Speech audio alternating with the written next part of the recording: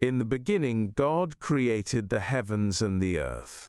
Now the earth was formless and empty, darkness was over the surface of the deep, and the Spirit of God was hovering over the waters. And God said, "Let there be light," and there was light. God saw that the light was good, and he separated the light from the darkness. God called the light day, and the darkness he called night. And there was evening, and there was morning, the first day. And God said, "Let there be a vault between the waters, to separate water from water." So God made the vault and separated the water under the vault from the water above it. And it was so. God called the vault sky. And there was evening, and there was morning, the second day. And God said, "Let the water under the sky be gathered to one place, and let dry ground appear." And it was so. God called the dry ground land, and the gathered waters he called seas. And God saw that it was good. Then God said, "Let the land produce vegetation, seed-bearing plants and trees on the land that bear fruit, with seed in it according to their various kinds." And it was so. The land produced vegetation, plants bearing seed according to their kinds, and trees bearing fruit with seed in it according to their kinds. And God saw that it was good. And there was evening, and there was morning, the third day. And God said, "Let there be lights in the vault of the sky, to separate the day from the night, and let them serve as signs to mark sacred times, and days and years, and let them be lights in the vault of the sky, to give light on the earth." And it was so. God made two great lights, the greater light to govern the day, and the lesser light to govern the night. He also made the stars. God set them in the vault of the sky to give light on the earth, to govern the day and the night, and to separate light from darkness. And God saw that it was good. And there was evening, and there was morning, the fourth day. And God said, "Let the water teem with living creatures, and let birds fly above the earth across the vault of the sky." So God created the great creatures of the sea, and every living thing with which the water teems and that moves about in it according to their kinds, and every winged bird according to its kind. And God saw that it was good. God blessed them and said, "Be fruitful and increase in number, and fill the water in the seas, and let the birds increase on the earth." And there was evening, and there was morning, the fifth day. And God said, "Let the land produce living creatures according to their kinds, the livestock, the creatures that move along the ground, and the wild animals, each according to its kind." And it was so. God made the wild animals according to their kinds, the livestock according to their kinds, and all the creatures that move along the ground according to their kinds. And God saw that it was good.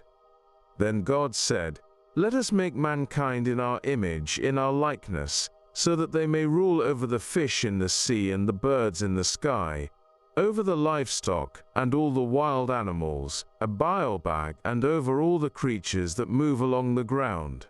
So God created mankind in his own image. In the image of God he created them. Male and female he created them. God blessed them and said to them, "Be fruitful and increase in number, fill the earth and subdue it, rule over the fish in the sea and the birds in the sky, and over every living creature that moves on the ground." Then God said, "I give you every seed-bearing plant on the face of the whole earth, and every tree that has fruit with seed in it. They will be yours for food. And to all the beasts of the earth, and all the birds in the sky, and all the creatures that move along the ground, everything that has the breath of life in it, I give every green plant for food." And it was so. God saw all that he had made, and it was very good. And there was evening, and there was morning, the sixth day. Thus the heavens and the earth were completed in all their vast array. By the seventh day, God had finished the work he had been doing. So on the seventh day he rested from all his work. Then God blessed the seventh day and made it holy, because on it he rested from all the work of creating that he had done. Adam and Eve. This is the account of the heavens and the earth when they were created, when the Lord God made the earth and the heavens. Now no shrub had yet appeared on the earth, and no plant had yet sprung up, for the Lord God had not sent rain on the earth, and there was no one to work the ground. But streams came up from the earth and watered the whole surface of the ground. Then the Lord God formed a man from the dust of the ground and breathed into his nostrils the breath of life, and the man became a living being. Now the Lord God had planted a garden in the east, in Eden, and there he put the man he had formed. The Lord God made all kinds of trees grow out of the ground, trees that were pleasing to the eye and good for food. In the middle of the garden were the tree of life, and the tree of the knowledge of good and evil. A river watering the garden flowed from Eden. From there it was separated into 4 headwaters. The name of the first is the Pishon. It winds through the entire land of Havilah, where there is gold. The gold of that land is good. Aromatic resin and onyx are also there. The name of the second river is the Gihon. It winds through the entire land of Cush. The name of the third river is the Tigris. It runs along the east side of Ashur. And the fourth river is the Euphrates. The Lord God took the man and put him in the Garden of Eden to work it and take care of it. And the Lord God commanded the man, "You are free to eat from any tree in the garden, but you must not eat from the tree of the knowledge of good and evil, for when you eat from it you will certainly die." The Lord God said, "It is not good for the man to be alone. I will make a helper suitable for him." Now the Lord God had formed out of the ground all the wild animals and all the birds in the sky. He brought them to the man to see what he would name them. And whatever the man called each living creature, that was its name. So the man gave names to all the livestock, the birds in the sky, and all the wild animals. But for Adam no suitable helper was found. So the Lord God caused the man to fall into a deep sleep. And while he was sleeping, he took one of the man's ribs, and then closed up the place with flesh. Then the Lord God made a woman from the rib he had taken out of the man, and he brought her to the man. The man said, "This is now bone of my bones, and flesh of my flesh. She shall be called woman, for she was taken out of man. That is why a man leaves his father and mother, and is united to his wife, and they become one flesh." Adam and his wife were both naked, and they felt no shame. Now the serpent was more crafty than any of the wild animals the Lord God had made. He said to the woman, "Did God really say, 'You must not eat from any tree in the garden'?" The woman said to the serpent, "We may eat fruit from the trees in the garden, but God did say, 'You must not eat fruit from the tree that is in the middle of the garden, and you must not touch it, or you will die.'" "You will not certainly die," the serpent said to the woman, "for God knows that when you eat from it your eyes will be opened, and you will be like God, knowing good and evil." When the woman saw that the fruit of the tree was good for food and pleasing to the eye, and also desirable for gaining wisdom, she took some and ate it. She also gave some to her husband who was with her, and he ate it. Then the eyes of both of them were opened, and they realized they were naked. So they sewed fig leaves together and made coverings for themselves. Then the man and his wife heard the sound of the Lord God as he was walking in the garden in the cool of the day, and they hid from the Lord God among the trees of the garden. But the Lord God called to the man, "Where are you?" He answered, "I heard you in the garden, and I was afraid because I was naked, so I hid." And he said, "Who told you that you were naked? Have you eaten from the tree that I commanded you not to eat from?" The man said, "The woman you put here with me, she gave me some fruit from the tree, and I ate it." Then the Lord God said to the woman, "What is this you have done?" The woman said, "The serpent deceived me and I ate." So the Lord God said to the serpent, "Because you have done this, cursed are you above all livestock and all wild animals. You will crawl on your belly, and you will eat dust all the days of your life, and I will put enmity between you and the woman, and between your offspring and hers. He will crush your head, and you will strike his heel." To the woman he said, "I will make your pains in childbearing very severe. With painful labor you will give birth to children. Your desire will be for your husband, and he will rule over you." To Adam he said, "Because you listened to your wife and ate fruit from the tree about which I commanded you, you must not eat from it. Cursed is the ground because of you.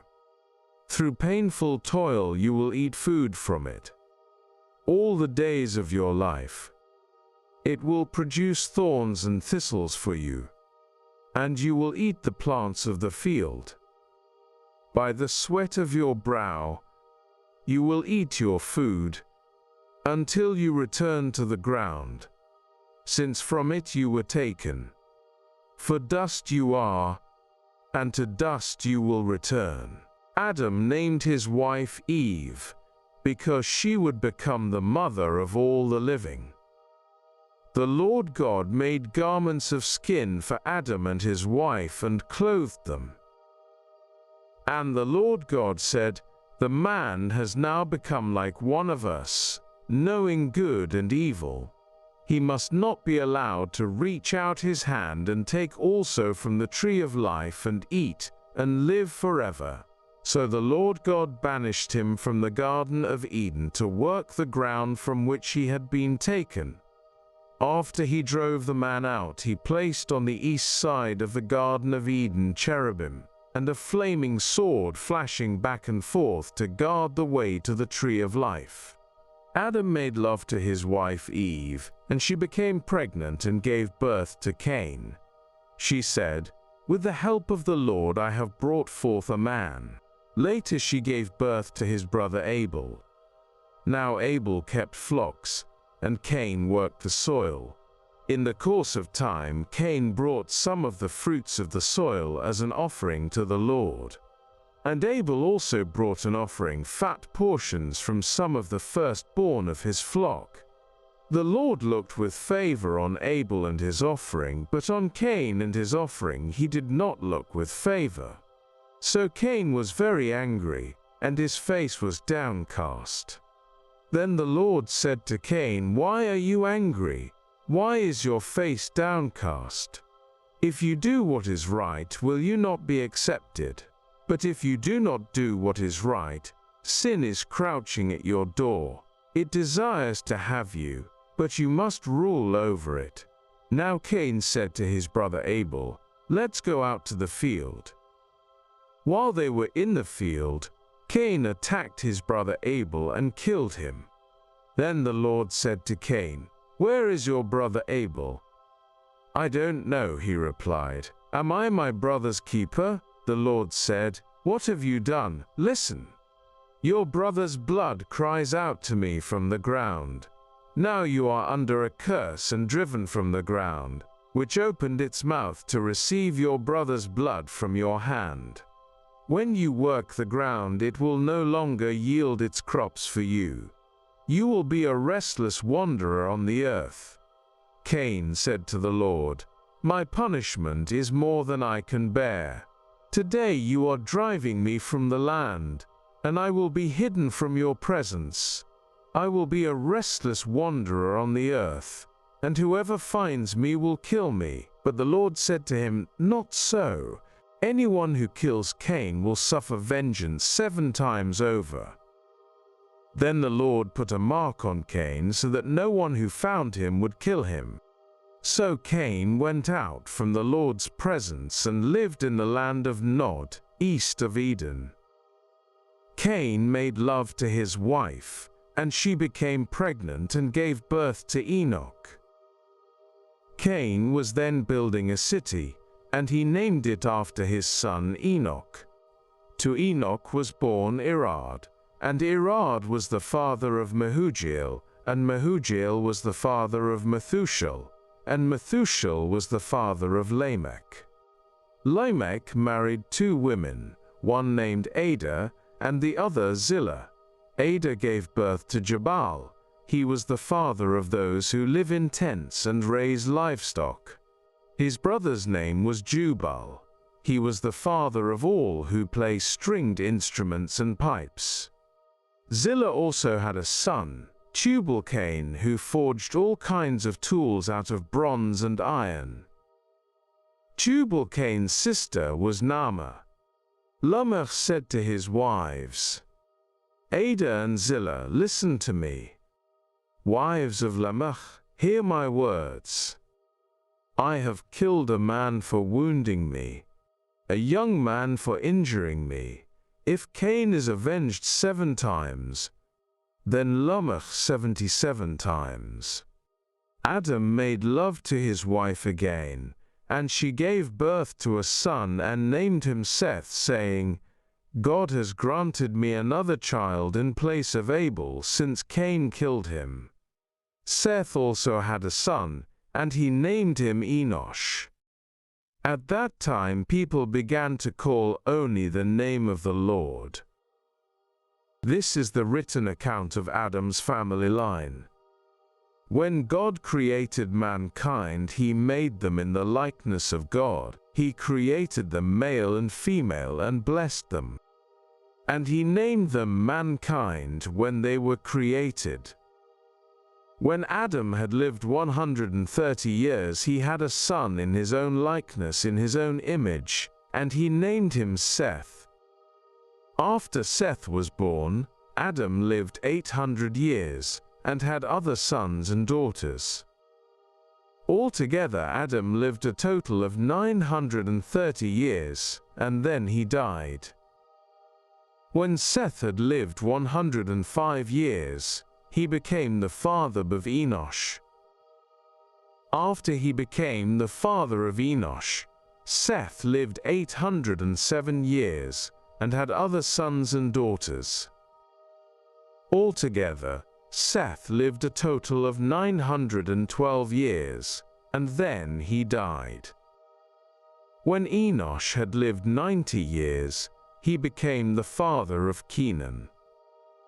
After he became the father of Kenan, Enosh lived 815 years, and had other sons and daughters. Altogether, Enosh lived a total of 905 years, and then he died. When Kenan had lived 70 years, he became the father of Mahalalel. After he became the father of Mahalalel, Kenan lived 840 years, and had other sons and daughters. Altogether, Kenan lived a total of 910 years, and then he died. When Mahalalel had lived 65 years, he became the father of Jared.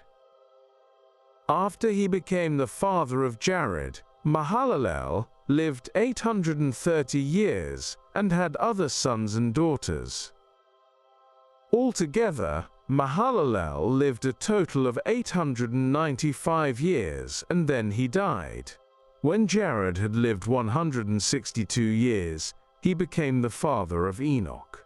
After he became the father of Enoch, Jared lived 800 years and had other sons and daughters. Altogether, Jared lived a total of 962 years, and then he died. When Enoch had lived 65 years, he became the father of Methuselah. After he became the father of Methuselah, Enoch walked faithfully with God 300 years and had other sons and daughters. Altogether, Enoch lived a total of 365 years. Enoch walked faithfully with God. Then he was no more because God took him away. When Methuselah had lived 187 years, he became the father of Lamech. After he became the father of Lamech, Methuselah lived 782 years and had other sons and daughters. Altogether, Methuselah lived a total of 969 years, and then he died. When Lamech had lived 182 years, he had a son. He named him Noah and said, "He will comfort us in the labor and painful toil of our hands caused by the ground the Lord has cursed." After Noah was born, Lamech lived 595 years and had other sons and daughters. Altogether, Lamech lived a total of 777 years, and then he died. After Noah was 500 years old, he became the father of Shem, Ham, and Japheth. When human beings began to increase in number on the earth and daughters were born to them, the sons of God saw that the daughters of humans were beautiful, and they married any of them they chose.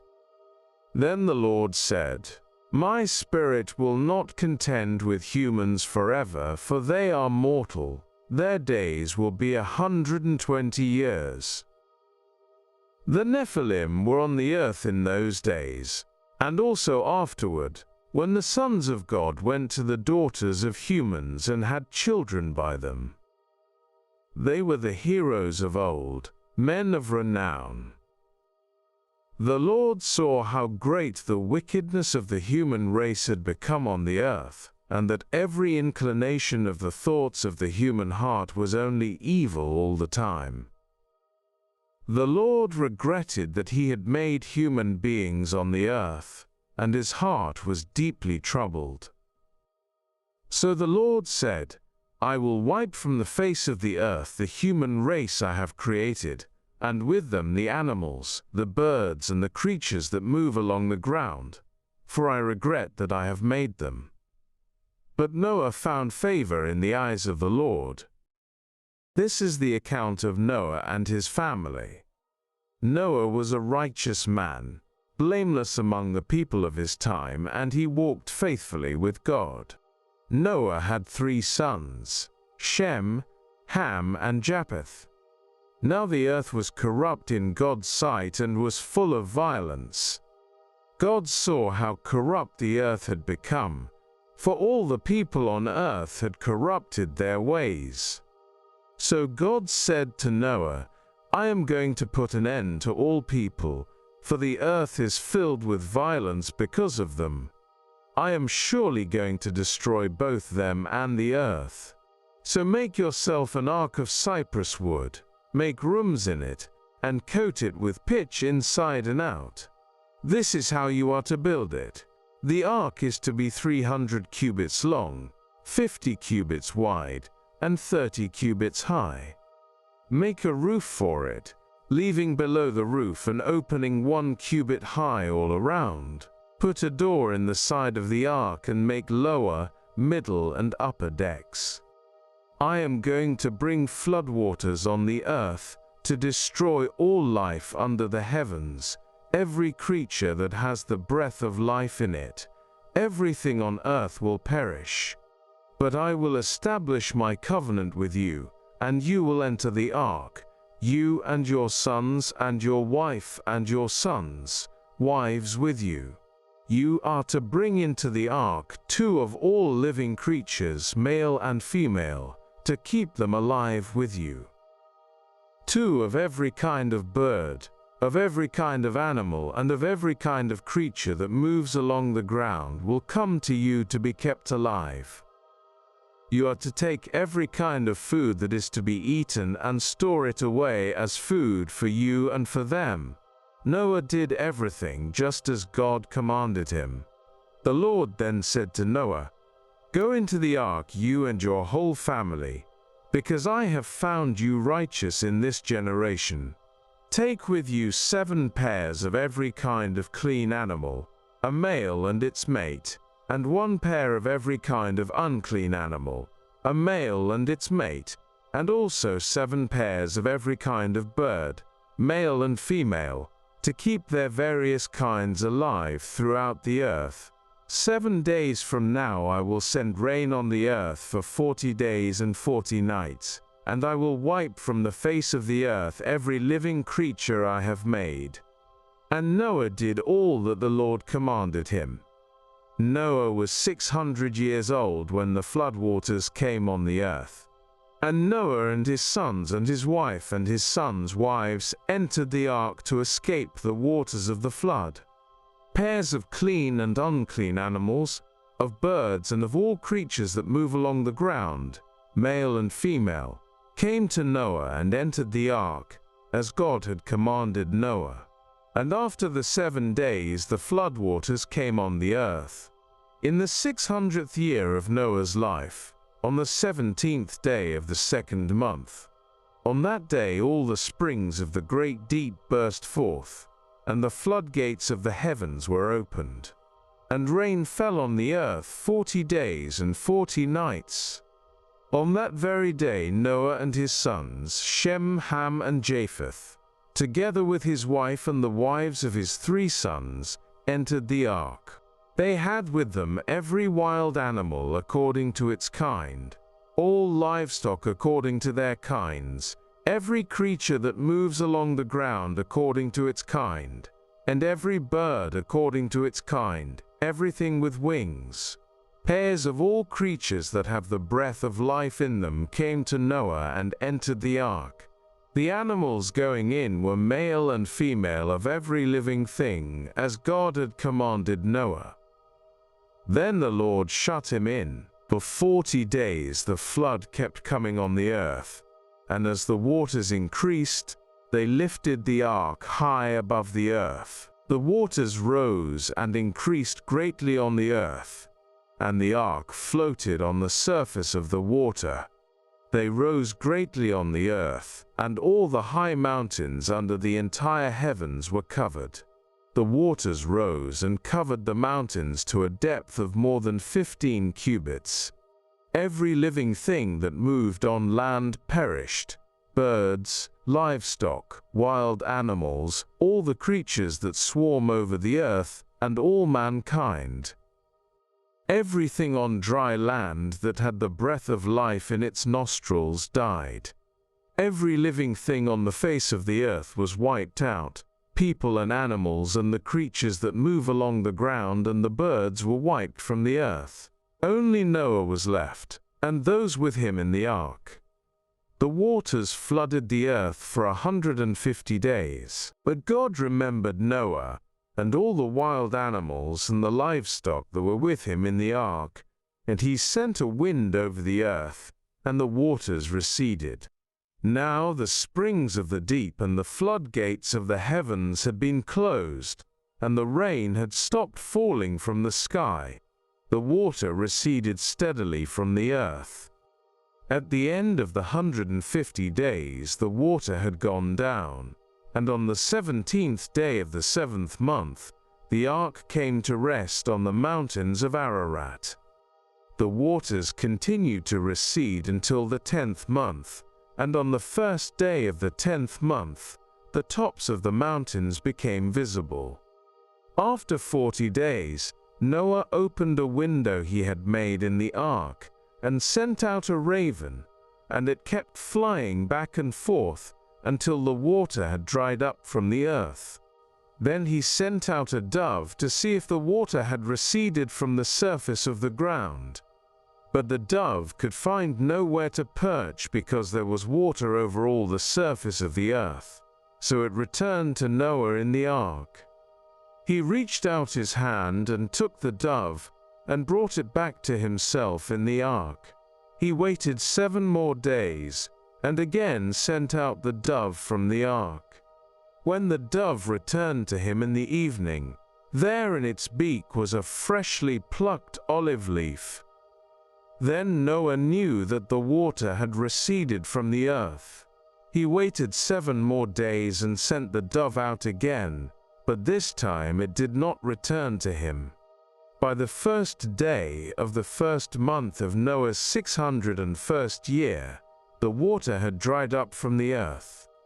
Noah then removed the covering from the ark and saw that the surface of the ground was dry. By the 27th day of the 2nd month, the earth was completely dry. Then God said to Noah, "Come out of the ark, you and your wife and your sons and their wives. Bring out every kind of living creature that is with you, the birds, the animals, and all the creatures that move along the ground, so they can multiply on the earth and be fruitful and increase in number on it." So Noah came out, together with his sons and his wife and his sons' wives. All the animals and all the creatures that move along the ground and all the birds, everything that moves on land, came out of the ark, one kind after another. Then Noah built an altar to the Lord and, taking some of all the clean animals and clean birds, he sacrificed burnt offerings on it. The Lord smelled the pleasing aroma and said in his heart, "Never again will I curse the ground because of humans, even though every inclination of the human heart is evil from childhood.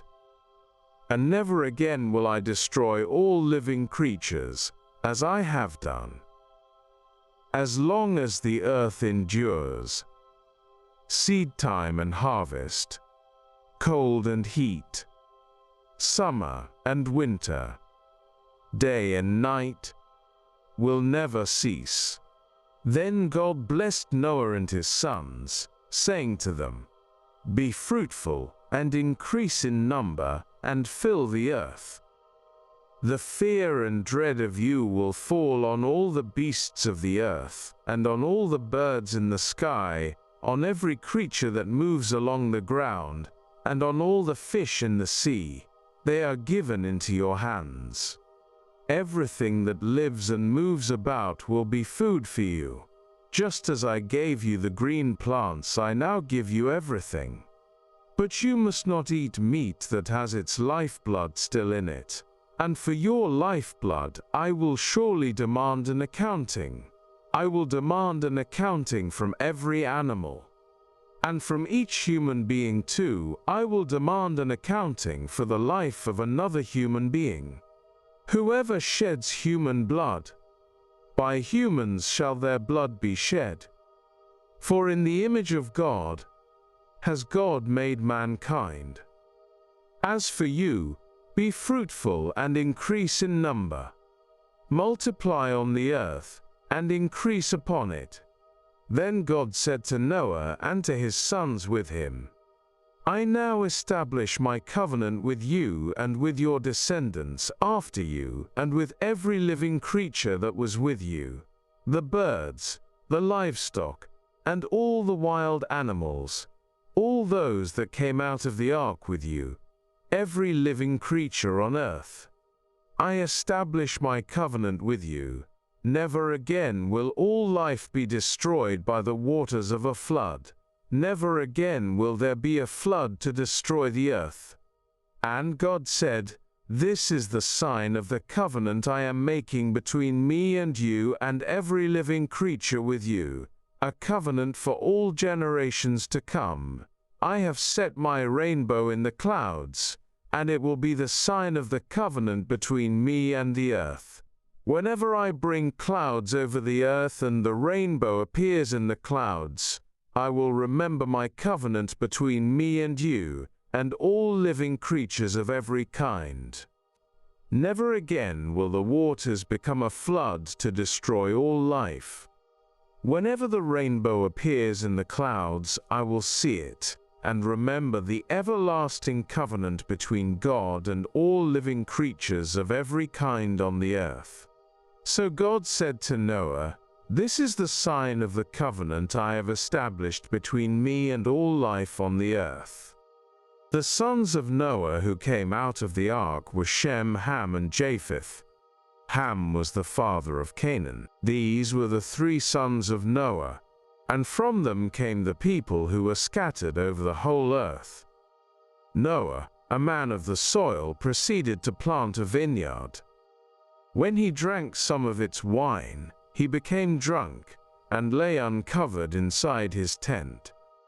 Ham, the father of Canaan, saw his father naked, and told his 2 brothers outside. But Shem and Japheth took a garment, and laid it across their shoulders. Then they walked in backward, and covered their father's naked body. Their faces were turned the other way, so that they would not see their father naked. When Noah awoke from his wine and found out what his youngest son had done to him, he said, "Cursed be Canaan, the lowest of slaves will he be to his brothers." He also said, "Praise be to the Lord, the God of Shem. May Canaan be the slave of Shem. May God extend Japheth's territory. May Japheth live in the tents of Shem. And may Canaan be the slave of Japheth." After the flood, Noah lived 350 years. Noah lived a total of 950 years, and then he died. This is the account of Shem, Ham, and Japheth, Noah's sons, who themselves had sons after the flood. The sons of Japheth: Gomer, Magog, Madai, Javan, Tubal, Meshech, and Tiras. The sons of Gomer: Ashkenaz, Riphath, and Togarmah. The sons of Javan: Elishah, Tarshish, the Kittites, and the Rodanites. From these the maritime peoples spread out into their territories, by their clans within their nations, each with its own language. The sons of Ham: Cush, Egypt, Put, and Canaan. The sons of Cush: Seba, Havilah, Sabta, Rama, and Sabteka. The sons of Rama: Sheba and Dedan. Cush was the father of Nimrod, who became a mighty warrior on the earth. He was a mighty hunter before the Lord. That is why it is said, like Nimrod, a mighty hunter before the Lord. The first centers of his kingdom were Babylon, Uruk, Akkad, and Calneh in Shinar. From that land he went to Assyria, where he built Nineveh, Rehoboth-ir, Calah, and Rezin, which is between Nineveh and Calah, which is the great city. Egypt was the father of the Ludites, Anamites, Lehabites, Naptuhites, Pathrazites, Casluhites, from whom the Philistines came, and Caphtorites. Canaan was the father of Sidon his firstborn, and of the Hittites, Jebusites, Amorites, Girgashites, Hivites, Archites, Sinites, Arvadites, Zimrites, and Hamathites. Later the Canaanite clans scattered, and the borders of Canaan reached from Sidon toward Gerar as far as Gaza, and then towards Sodom, Gomorrah, Admah, and Zeboim as far as Lasha. These are the sons of Ham by their clans and languages, in their territories and nations. Sons were also born to Shem, whose older brother was Japheth. Shem was the ancestor of all the sons of Eber. The sons of Shem: Elam, Asher, Arphaxad, Lud, and Aram. 23. The sons of Aram: Uz, Hul, Gether, and Meshech. Arphaxad was the father of Shelah, and Shelah the father of Eber. 2 sons were born to Eber. One was named Peleg, because in his time the earth was divided. His brother was named Joktan.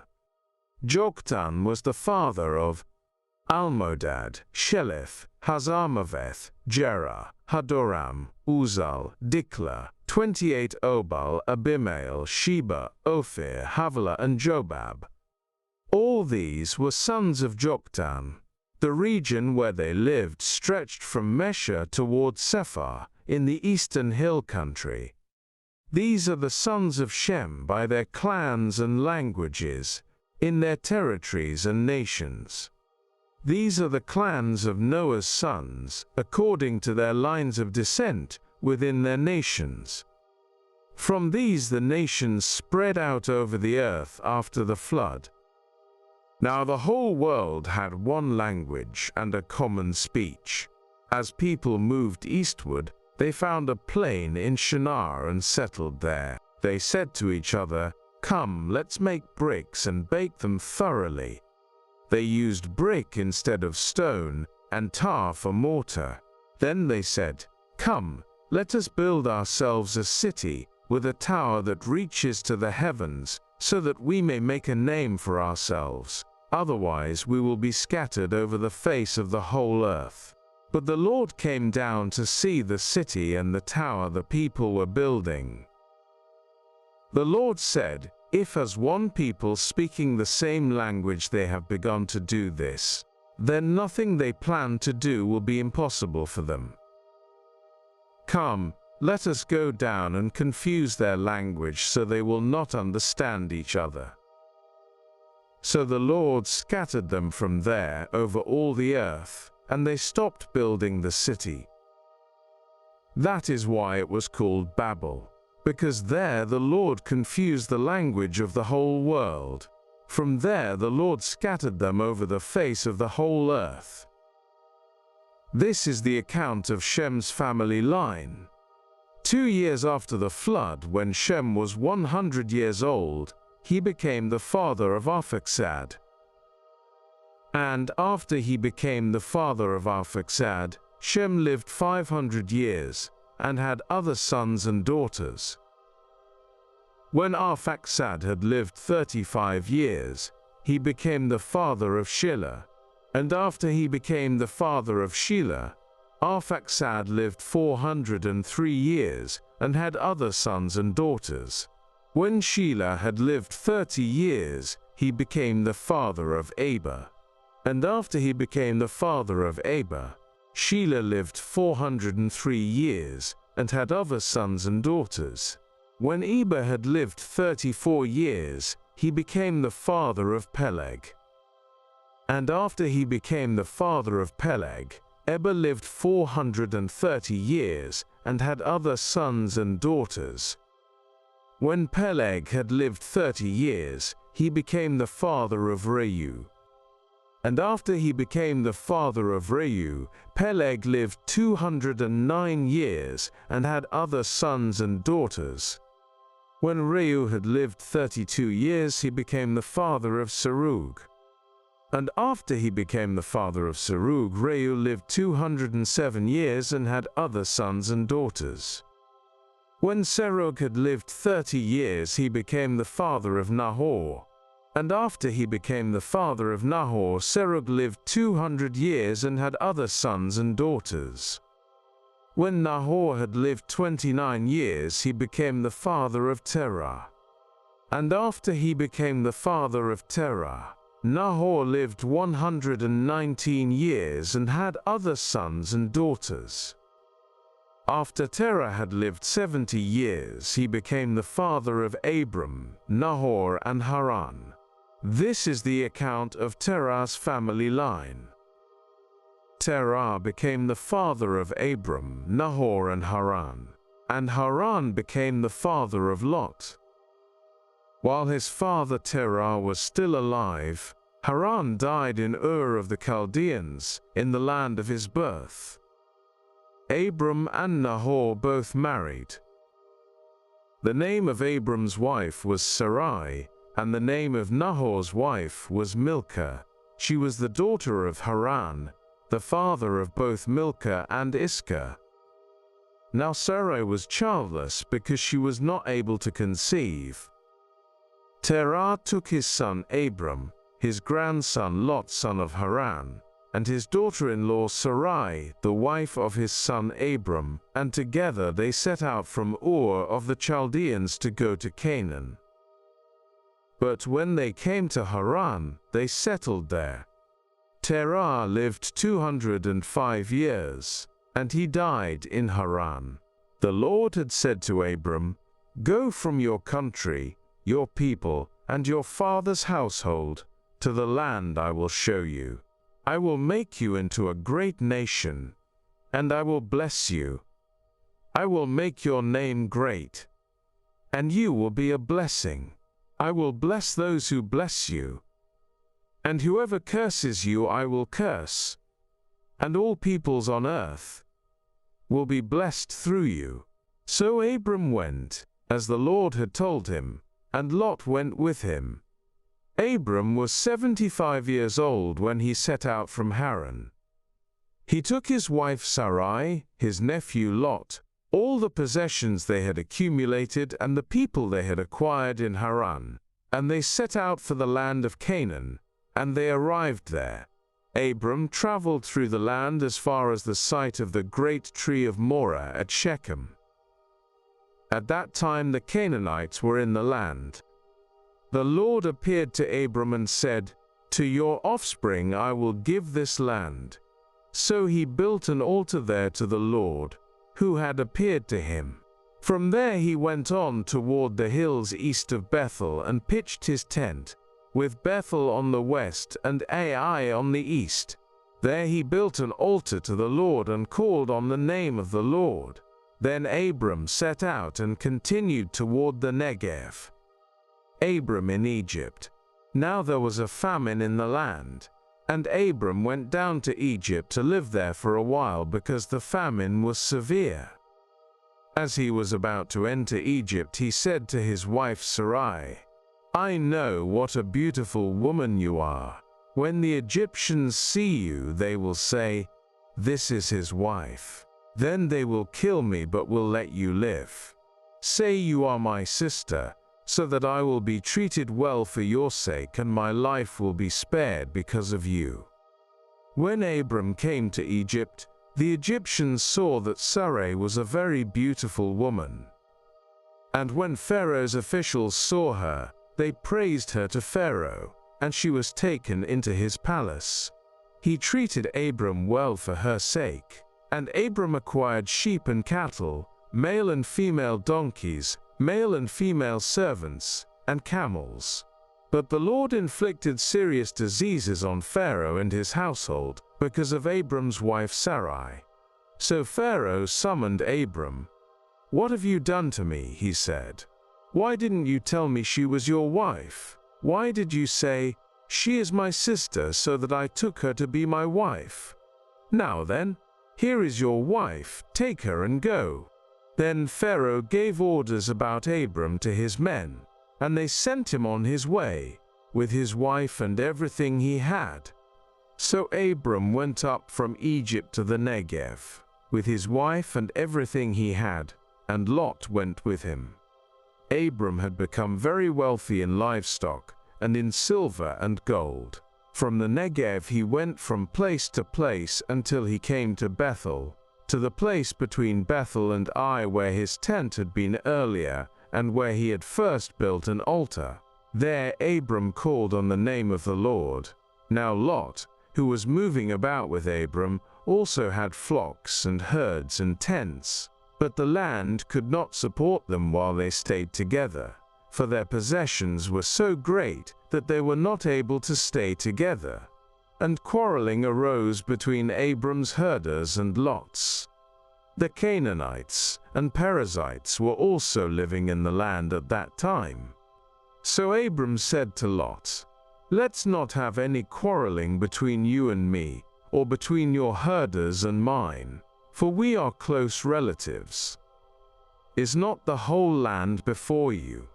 Let's part company. If you go to the left, I'll go to the right. If you go to the right, I'll go to the left." Lot looked around and saw that the whole plain of the Jordan toward Zoar was well watered, like the garden of the Lord, like the land of Egypt. This was before the Lord destroyed Sodom and Gomorrah. So Lot chose for himself the whole plain of the Jordan, and set out toward the east. The two men parted company. Abram lived in the land of Canaan, while Lot lived among the cities of the plain and pitched his tents near Sodom. Now the people of Sodom were wicked, and were sinning greatly against the Lord. The Lord said to Abram after Lot had parted from him, "Look around from where you are, to the north and south, to the east and west. All the land that you see, I will give to you and your offspring forever. I will make your offspring like the dust of the earth, so that if anyone could count the dust, then your offspring could be counted.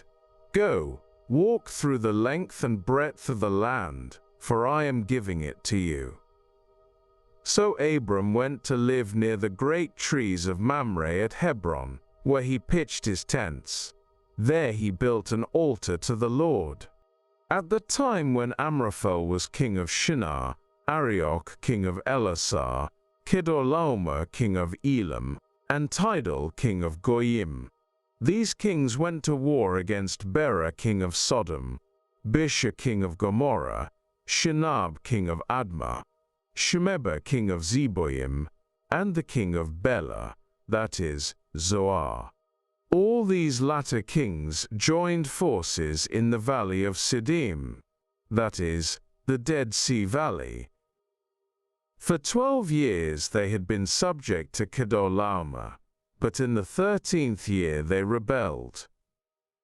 In the 14th year, Kedorlaomer and the kings allied with him went out and defeated the Rephaites in Ashtaroth Karnaim, the Zuzites in Ham, the Emites in Shavah Kiriathaim, and the Horites in the hill country of Seir, as far as El Paran near the desert. Then they turned back and went to En Mishpat, that is, Kadesh, and they conquered the whole territory of the Amalekites, as well as the Amorites, who were living in Hazazon Tamar.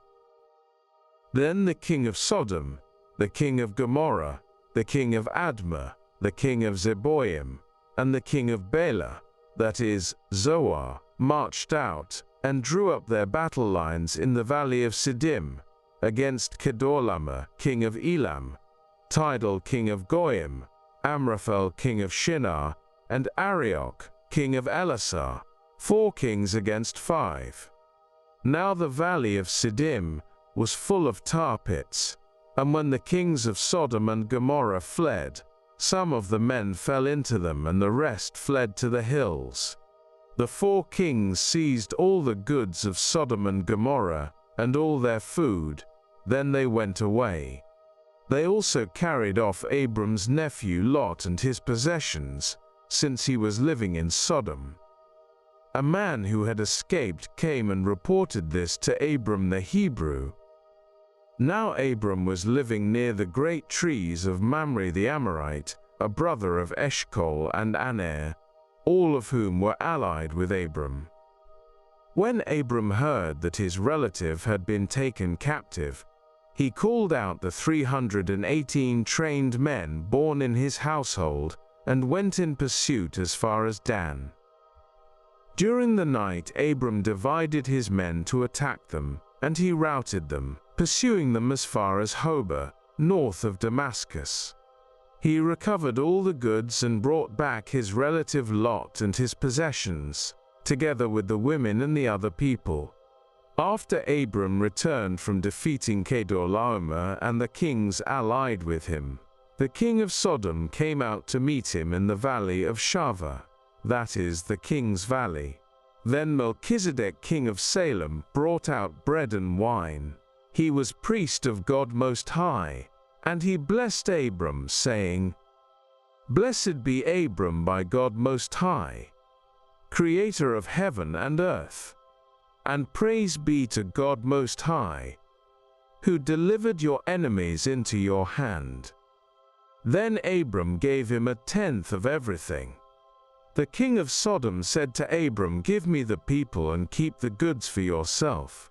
But Abram said to the king of Sodom, "With raised hand I have sworn an oath to the Lord God Most High, Creator of heaven and earth, that I will accept nothing belonging to you, not even a thread or the strap of a sandal, so that you will never be able to say, 'I made Abram rich.' I will accept nothing but what my men have eaten, and the share that belongs to the men who went with me, to Anna, Eshcol, and Mamre. Let them have their share." After this the word of the Lord came to Abram in a vision. "Do not be afraid, Abram. I am your shield, Eshekabri, your very great reward." But Abram said, "Sovereign Lord, what can you give me, since I remain childless, and the one who will inherit my estate is Eliezer of Damascus?" And Abram said, "You have given me no children, so a servant in my household will be my heir." Then the word of the Lord came to him, "This man will not be your heir, but a son who is your own flesh and blood will be your heir." He took him outside and said, "Look up at the sky and count the stars, if indeed you can count them." Then he said to him, "So shall your offspring be." Abram believed the Lord, and he credited it to him as righteousness. He also said to him, "I am the Lord, who brought you out of Ur of the Chaldeans, to give you this land, to take possession of it." But Abram said, "Sovereign Lord, how can I know that I will gain possession of it?" So the Lord said to him, "Bring me a heifer, a goat and a ram, each 3 years old, along with a dove and a young pigeon." Abram brought all these to him, cut them in two, and arranged the halves opposite each other. The birds, however, he did not cut in half. Then birds of prey came down on the carcasses, but Abram drove them away. As the sun was setting, Abram fell into a deep sleep, and a thick and dreadful darkness came over him. Then the Lord said to him, "Know for certain that for 400 years your descendants will be strangers in a country not their own, and that they will be enslaved and mistreated there.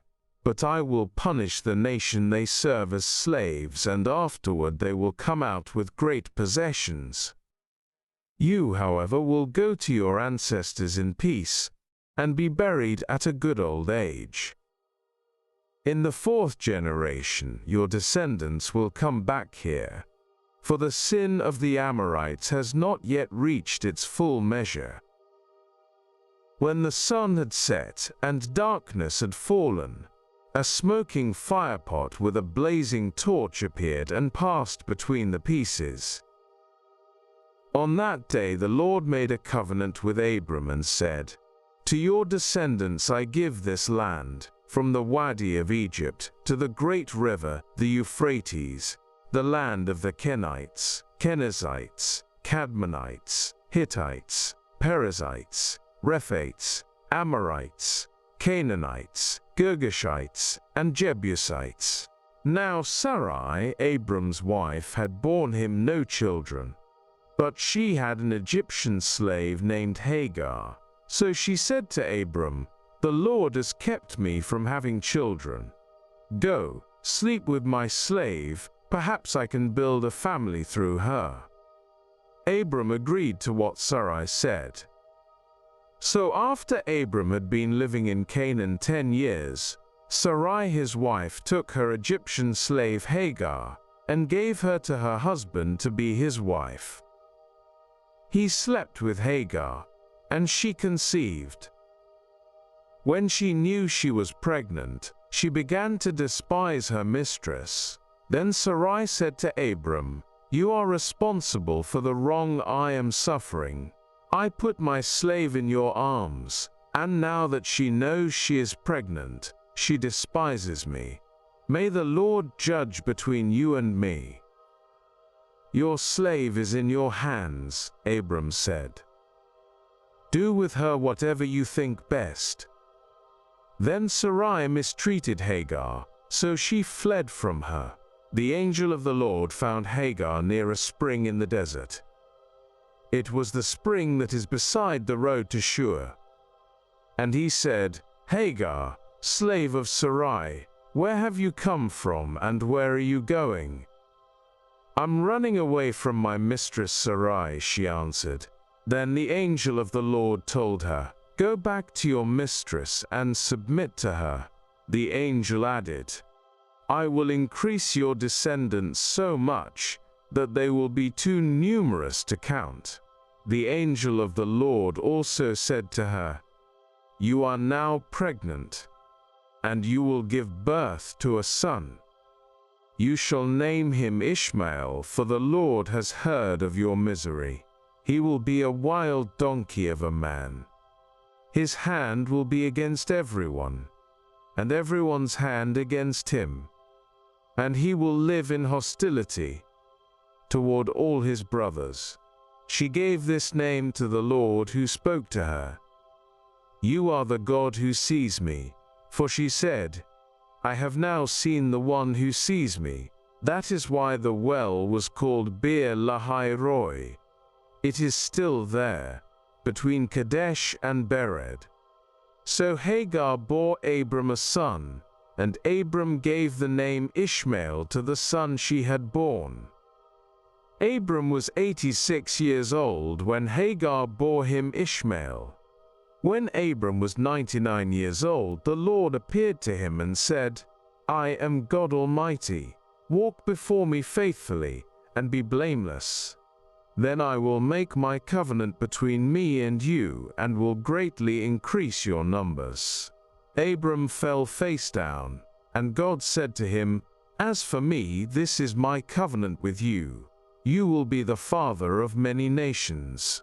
No longer will you be called Abram, your name will be Abraham, for I have made you a father of many nations. I will make you very fruitful. I will make nations of you, and kings will come from you. I will establish my covenant as an everlasting covenant between me and you and your descendants after you for the generations to come, to be your God and the God of your descendants after you. The whole land of Canaan, where you now reside as a foreigner, I will give as an everlasting possession to you and your descendants after you, and I will be their God." Then God said to Abraham, "As for you, you must keep my covenant, you and your descendants after you for the generations to come. This is my covenant with you and your descendants after you, the covenant you are to keep. Every male among you shall be circumcised. You are to undergo circumcision, and it will be the sign of the covenant between me and you. For the generations to come, every male among you who is 8 days old must be circumcised, including those born in your household, or bought with money from a foreigner, those who are not your offspring. Whether born in your household or bought with your money, they must be circumcised. My covenant in your flesh is to be an everlasting covenant. Any uncircumcised male who has not been circumcised in the flesh will be cut off from his people. He has broken my covenant." God also said to Abraham, "As for Sarai your wife, you are no longer to call her Sarai, her name will be Sarah.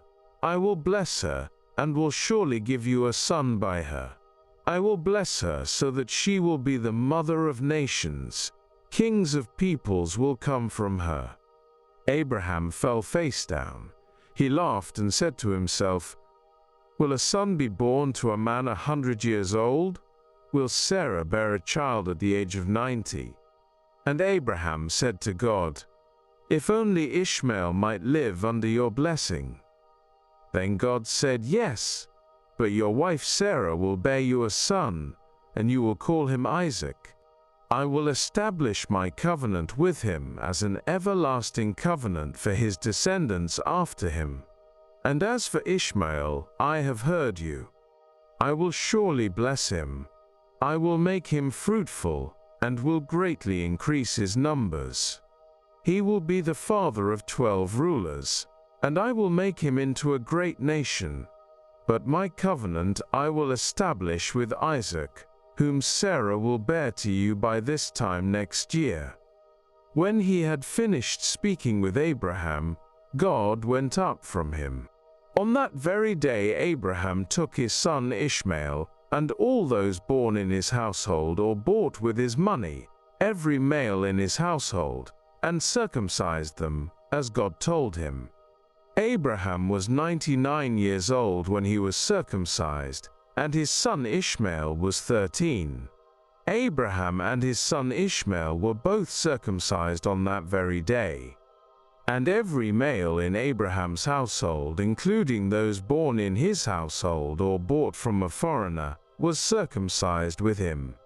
The Lord appeared to Abraham near the great trees of Mamre, while he was sitting at the entrance to his tent in the heat of the day. Abraham looked up and saw 3 men standing nearby. When he saw them, he hurried from the entrance of his tent to meet them and bowed low to the ground. He said, "If I have found favor in your eyes, my Lord, do not pass your servant by. Let a little water be brought, and then you may all wash your feet and rest under this tree. Let me get you something to eat, so you can be refreshed and then go on your way, now that you have come to your servant." "Very well," they answered, "do as you say." So Abraham hurried into the tent to Sarah. "Quick," he said, "get 3 seahs of the finest flour, and knead it, and bake some bread." Then he ran to the herd and selected a choice, tender calf, and gave it to a servant, who hurried to prepare it. He then brought some curds and milk and the calf that had been prepared, and set these before them. While they ate, he stood near them under a tree. "Where is your wife Sarah?" they asked him. "There, in the tent," he said. Then one of them said, "I will surely return to you about this time next year, and Sarah your wife will have a son." Now Sarah was listening at the entrance to the tent, which was behind him. Abraham and Sarah were already very old, and Sarah was past the age of childbearing. So Sarah laughed to herself as she thought, "After I am worn out and my Lord is old, will I now have this pleasure?" Then the Lord said to Abraham, "Why did Sarah laugh and say, 'Will I really have a child, now that I am old? Is anything too hard for the Lord?' I will return to you at the appointed time next year, and Sarah will have a son." Sarah was afraid, so she lied and said, "I did not laugh." But he said, "Yes, you did laugh." When the men got up to leave, they looked down towards Sodom, and Abraham walked along with them to see them on their way. Then the Lord said, "Shall I hide from Abraham what I am about to do? Abraham will surely become a great and powerful nation, and all nations on earth will be blessed through him. For I have chosen him, so that he will direct his children and his household after him to keep the way of the Lord by doing what is right and just, so that the Lord will bring about for Abraham what he has promised him." Then the Lord said, "The outcry against Sodom and Gomorrah is so great and their sin so grievous that I will go down and see if what they have done is as bad as the outcry that has reached me. If not, I will know." The men turned away and went towards Sodom, but Abraham remained standing before the Lord. Then Abraham approached him and said, "Will you sweep away the righteous with the wicked? What if there are 50 righteous people in the city? Will you really sweep it away and not spare the place for the sake of the 50 righteous people in it?" Far be it from you to do such a thing, to kill the righteous with the wicked, treating the righteous and the wicked alike. Far be it from you. Will not the judge of all the earth do right? The Lord said, if I find 50 righteous people in the city of Sodom, I will spare the whole place for their sake. Then Abraham spoke up again. Now that I have been so bold as to speak to the Lord, though I am nothing but dust and ashes, what if the number of the righteous is 5 less than 50? Will you destroy the whole city for lack of 5 people? If I find 45 there, he said, I will not destroy it. Once again he spoke to him, what if only 40 are found there? He said, for the sake of 40, I will not do it.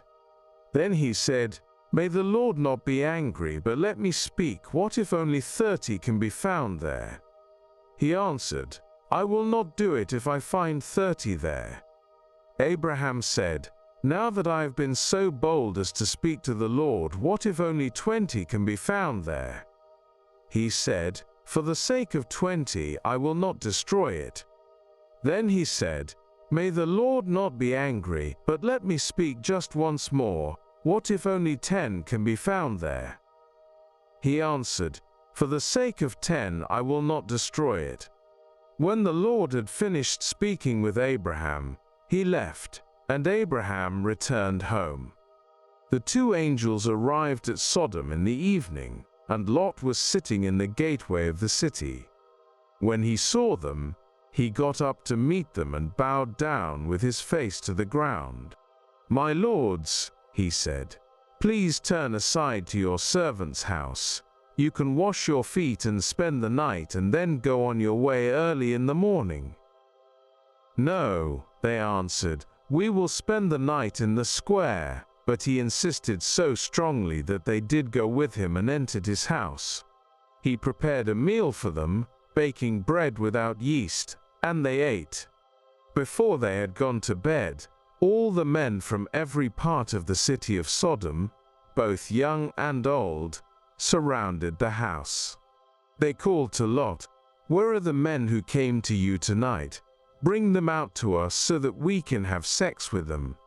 Lot went outside to meet them and shut the door behind him and said, no, my friends, don't do this wicked thing. Look, I have 2 daughters who have never slept with a man. Let me bring them out to you, and you can do what you like with them. But don't do anything to these men, for they have come under the protection of my roof. Get out of our way, they replied. This fellow came here as a foreigner, and now he wants to play the judge. We'll treat you worse than them. They kept bringing pressure on Lot and moved forward to break down the door. But the men inside reached out and pulled Lot back into the house and shut the door.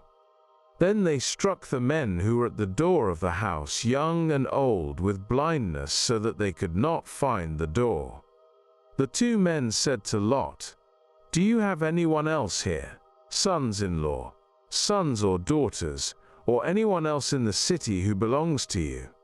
Get them out of here, because we're going to destroy this place. The outcry to the Lord against its people is so great that he has sent us to destroy it. So Lot went out and spoke to his sons-in-law who were pledged to marry his daughters. He said, hurry and get out of this place, because the Lord is about to destroy the city. But his sons-in-law thought he was joking. With the coming of dawn, the angels urged Lot, saying, hurry, take your wife and your 2 daughters who are here, or you will be swept away when the city is punished. When he hesitated, the men grasped his hand and the hands of his wife and of his 2 daughters, and led them safely out of the city, for the Lord was merciful to them. As soon as they had brought them out, one of them said, flee for your lives, don't look back, and don't stop anywhere in the plain. Flee to the mountains or you will be swept away. But Lot said to them, no, my lords, please. Your servant has found favor in your eyes, and you have shown great kindness to me in sparing my life. But I can't flee to the mountains. This disaster will overtake me and I'll die. Look, here is a town near enough to run to, and it is small. Let me flee to it. It is very small, isn't it? Then my life will be spared." He said to him, "Very well, I will grant this request too. I will not overthrow the town you speak of, but flee there quickly, because I cannot do anything until you reach it." That is why the town was called Zoar. By the time Lot reached Zoar, the sun had risen over the land. Then the Lord rained down burning sulfur on Sodom and Gomorrah, from the Lord out of the heavens. Thus he overthrew those cities and the entire plain, destroying all those living in the cities, and also the vegetation in the land. But Lot's wife looked back, and she became a pillar of salt. Early the next morning Abraham got up and returned to the place where he had stood before the Lord. He looked down toward Sodom and Gomorrah, toward all the land of the plain, and he saw dense smoke rising from the land, like smoke from a furnace. So when God destroyed the cities of the plain, he remembered Abraham, and he brought Lot out of the catastrophe that overthrew the cities where Lot had lived. Lot and his 2 daughters left Zoar and settled in the mountains, for he was afraid to stay in Zoar. He and his 2 daughters lived in a cave. One day the older daughter said to the younger, "Our father is old, and there is no man around here to give us children, as is the custom all over the earth. Let's get our father to drink wine, and then sleep with him, and preserve our family line through our father." That night they got their father to drink wine, and the older daughter went in and slept with him. He was not aware of it when she lay down or when she got up. The next day the older daughter said to the younger, "Last night I slept with my father.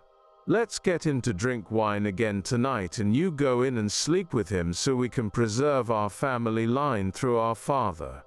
So they got their father to drink wine that night also, and the younger daughter went in and slept with him. Again he was not aware of it when she lay down, or when she got up. So both of Lot's daughters became pregnant by their father. The older daughter had a son, and she named him Moab. He is the father of the Moabites of today. The younger daughter also had a son, and she named him Ben-Ammi. He is the father of the Ammonites of today. Now Abraham moved on from there into the region of the Negev, and lived between Kadesh and Shur. For a while he stayed in Gerar, and there Abraham said of his wife Sarah, "She is my sister." Then Abimelech king of Gerar sent for Sarah and took her. But God came to Abimelech in a dream one night and said to him, "You are as good as dead because of the woman you have taken. She is a married woman." Now Abimelech had not gone near her, so he said, "Lord, will you destroy an innocent nation? Did he not say to me, 'She is my sister,' and didn't she also say, 'He is my brother'? I have done this with a clear conscience and clean hands." Then God said to him in the dream, "Yes, I know you did this with a clear conscience, and so I have kept you from sinning against me. That is why I did not let you touch her. Now return the man's wife, for he is a prophet, and he will pray for you, and you will live. But if you do not return her, you may be sure that you and all who belong to you will die." Early the next morning Abimelech summoned all his officials, and when he told them all that had happened, they were very much afraid. Then Abimelech called Abraham in and said, "What have you done to us? How have I wronged you that you have brought such great guilt upon me and my kingdom?" You have done things to me that should never be done." And Abimelech asked Abraham, "What was your reason for doing this?" Abraham replied, "I said to myself, there is surely no fear of God in this place, and they will kill me because of my wife. Besides, she really is my sister, the daughter of my father, though not of my mother, and she became my wife. And when God had me wander from my father's household, I said to her, 'This is how you can show your love to me. Everywhere we go, say of me, he is my brother.' Then Abimelech brought sheep and cattle and male and female slaves, and gave them to Abraham, and he returned Sarah his wife to him. And Abimelech said, 'My land is before you, live wherever you like.' To Sarah he said, 'I am giving your brother 1,000 shekels of silver. This is to cover the offense against you before all who are with you. You are completely vindicated.' Then Abraham prayed to God, and God healed Abimelech his wife and his female slaves, so they could have children again. For the Lord had kept all the women in Abimelech's household from conceiving because of Abraham's wife Sarah. Now the Lord was gracious to Sarah as he had said, and the Lord did for Sarah what he had promised. Sarah became pregnant and bore a son to Abraham in his old age, at the very time God had promised him. Abraham gave the name Isaac to the son Sarah bore him. When his son Isaac was 8 days old, Abraham circumcised him, as God commanded him. Abraham was 100 years old when his son Isaac was born to him. Sarah said, "God has brought me laughter, and everyone who hears about this will laugh with me." And she added, "Who would have said to Abraham that Sarah would nurse children? Yet I have borne him a son in his old age." The child grew and was weaned, and on the day Isaac was weaned, Abraham held a great feast. But Sarah saw that the son whom Hagar the Egyptian had borne to Abraham was mocking, and she said to Abraham, "Get rid of that slave woman and her son, for that woman's son will never share in the inheritance with my son Isaac." The matter distressed Abraham greatly, because it concerned his son. But God said to him, "Do not be so distressed about the boy and your slave woman. Listen to whatever Sarah tells you, because it is through Isaac that your offspring will be reckoned. I will make the son of the slave into a nation also, because he is your offspring." Early the next morning, Abraham took some food and a skin of water and gave them to Hagar. He set them on her shoulders and then sent her off with the boy. She went on her way and wandered in the desert of Beersheba. When the water in the skin was gone, she put the boy under one of the bushes. Then she went off and sat down about a bowshot away, for she thought, "I cannot watch the boy die." And as she sat there, Shech began to sob. God heard the boy crying, and the angel of God called to Hagar from heaven and said to her, "What is the matter, Hagar? Do not be afraid. God has heard the boy crying as he lies there. Lift the boy up and take him by the hand, for I will make him into a great nation." Then God opened her eyes, and she saw a well of water. So she went and filled the skin with water, and gave the boy a drink. God was with the boy as he grew up. He lived in the desert and became an archer. While he was living in the desert of Paran, his mother got a wife for him from Egypt. At that time, Abimelech and Phicol, the commander of his forces, said to Abraham, "God is with you in everything you do. Now swear to me here before God that you will not deal falsely with me or my children or my descendants." Show to me and the country where you now reside as a foreigner the same kindness I have shown to you." Abraham said, "I swear it." Then Abraham complained to Abimelech about a well of water that Abimelech's servants had seized. But Abimelech said, "I don't know who has done this. You did not tell me, and I heard about it only today." So Abraham brought sheep and cattle and gave them to Abimelech, and the two men made a treaty.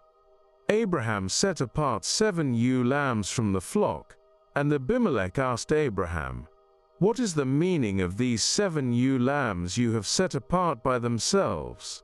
He replied, "Accept these 7 lambs from my hand as a witness that I dug this well." So that place was called Beersheba, because the two men swore an oath there. After the treaty had been made at Beersheba, Abimelech and Phicol, the commander of his forces, returned to the land of the Philistines. Abraham planted a tamarisk tree in Beersheba, and there he called on the name of the Lord, the eternal God. And Abraham stayed in the land of the Philistines for a long time. Sometime later God tested Abraham. He said to him, "Abraham." "Here I am," he replied. Then God said, "Take your son, your only son whom you love, Isaac, and go to the region of Moriah. Sacrifice him there as a burnt offering on a mountain I will show you." Early the next morning Abraham got up and loaded his donkey. He took with him 2 of his servants and his son Isaac. When he had cut enough wood for the burnt offering, he set out for the place God had told him about. On the 3rd day Abraham looked up and saw the place in the distance. He said to his servants, "Stay here with the donkey while I and the boy go over there. We will worship and then we will come back to you." Abraham took the wood for the burnt offering and placed it on his son Isaac, and he himself carried the fire and the knife. As the 2 of them went on together, Isaac spoke up and said to his father Abraham, "Father?" "Yes, my son," Abraham replied. "The fire and wood are here," Isaac said, "but where is the lamb for the burnt offering?" Abraham answered, "God himself will provide the lamb for the burnt offering, my son." And the 2 of them went on together. When they reached the place God had told him about, Abraham built an altar there and arranged the wood on it. He bound his son Isaac and laid him on the altar, on top of the wood. Then he reached out his hand and took the knife to slay his son, but the angel of the Lord called out to him from heaven, "Abraham, Abraham." "Here I am," he replied. "Do not lay a hand on the boy," he said. "Do not do anything to him. Now I know that you fear God, because you have not withheld from me your son, your only son." Abraham looked up, and there in a thicket he saw a ram caught by its horns. He went over and took the ram and sacrificed it as a burnt offering instead of his son. So Abraham called that place, "The Lord will provide," and to this day it is said, "On the mountain of the Lord it will be provided." The angel of the Lord called to Abraham from heaven a second time and said, "I swear by myself, declares the Lord, that because you have done this and have not withheld your son, your only son, I will surely bless you and make your descendants as numerous as the stars in the sky and as the sand on the seashore. Your descendants will take possession of the cities of their enemies, and through your offspring all nations on earth will be blessed, because you have obeyed me." Then Abraham returned to his servants, and they set off together for Beersheba, and Abraham stayed in Beersheba. Nahor's sons. Sometime later Abraham was told, "Milcah is also a mother. She has borne sons to your brother Nahor, Uz the firstborn, Buz his brother, Kemuel, the father of Aram, Kesed, Hazo, Pildash, Jidlaph, and Bethuel. Bethuel became the father of Rebekah. Milcah bore these 8 sons to Abraham's brother Nahor.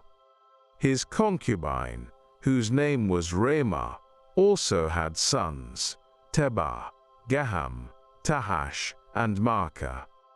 Sarah lived to be 127 years old. She died at Kiriath Arba, that is Hebron, in the land of Canaan, and Abraham went to mourn for Sarah and to weep over her. Then Abraham rose from beside his dead wife and spoke to the Hittites. He said, "I am a foreigner and stranger among you. Sell me some property for a burial site here so I can bury my dead." The Hittites replied to Abraham, "Sir, listen to us. You are a mighty prince among us. Bury your dead in the choicest of our tombs. None of us will refuse you his tomb for burying your dead." Then Abraham rose and bowed down before the people of the land, the Hittites. He said to them, "If you are willing to let me bury my dead, then listen to me, and intercede with Ephron son of Zohar on my behalf so he will sell me the cave of Machpelah, which belongs to him and is at the end of his field. Ask him to sell it to me for the full price as a burial site among you." Ephron the Hittite was sitting among his people, and he replied to Abraham in the hearing of all the Hittites who had come to the gate of his city. "No, my lord," he said. "Listen to me. I give you the field, and I give you the cave that is in it. I give it to you in the presence of my people. Bury your dead." Again Abraham bowed down before the people of the land, and he said to Ephron in their hearing, "Listen to me, if you will. I will pay the price of the field. Accept it from me so I can bury my dead there." Ephron answered Abraham, "Listen to me, my lord. The land is worth 400 shekels of silver, but what is that between you and me? Bury your dead." Abraham agreed to Ephron's terms and weighed out for him the price he had named in the hearing of the Hittites, 400 shekels of silver, according to the weight current among the merchants. So Ephron's field in Machpelah near Mamre, both the field and the cave in it, and all the trees within the borders of the field, was deeded to Abraham as his property in the presence of all the Hittites who had come to the gate of the city. Afterward, Abraham buried his wife Sarah in the cave in the field of Machpelah near Mamre, which is at Hebron, in the land of Canaan. So the field and the cave in it were deeded to Abraham by the Hittites as a burial site. Abraham was now very old, and the Lord had blessed him in every way. He said to the senior servant in his household, the one in charge of all that he had, "Put your hand under my thigh. I want you to swear by the Lord, the God of heaven and the God of earth, that you will not get a wife for my son from the daughters of the Canaanites, among whom I am living, but will go to my country and my own relatives and get a wife for my son Isaac." The servant asked him, "What if the woman is unwilling to come back with me to this land? Shall I then take your son back to the country you came from?" "Make sure that you do not take my son back there," Abraham said. "The Lord, the God of heaven, who brought me out of my father's household and my native land, and who spoke to me and promised me on oath, saying, 'To your offspring I will give this land.' He will send his angel before you so that you can get a wife for my son from there. If the woman is unwilling to come back with you, then you will be released from this oath of mine. Only do not take my son back there." So the servant put his hand under the thigh of his master Abraham, and swore an oath to him concerning this matter. Then the servant left, taking with him 10 of his master's camels loaded with all kinds of good things from his master. He set out for Aram Naharaim and made his way to the town of Nahor. He had the camels kneel down near the well outside the town. It was toward evening, the time the women go out to draw water. Then he prayed, "Lord God of my master Abraham, make me successful today, and show kindness to my master Abraham. See, I am standing beside this spring, and the daughters of the townspeople are coming out to draw water. May it be that when I say to a young woman, 'Please let down your jar that I may have a drink,' and she says, 'Drink, and I'll water your camels too,' let her be the one you have chosen for your servant Isaac. By this I will know that you have shown kindness to my master." Before he had finished praying, Rebekah came out with her jar on her shoulder. She was the daughter of Bethuel, son of Milcah, who was the wife of Abraham's brother Nahor. The woman was very beautiful, a virgin. No man had ever slept with her. She went down to the spring, filled her jar, and came up again. The servant hurried to meet her and said, "Please give me a little water from your jar." "Drink, my lord," she said, and quickly lowered the jar to her hands and gave him a drink. After she had given him a drink, she said, "I'll draw water for your camels too, until they have had enough to drink."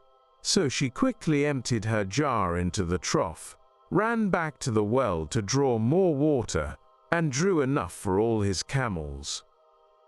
Without saying a word, the man watched her closely to learn whether or not the Lord had made his journey successful.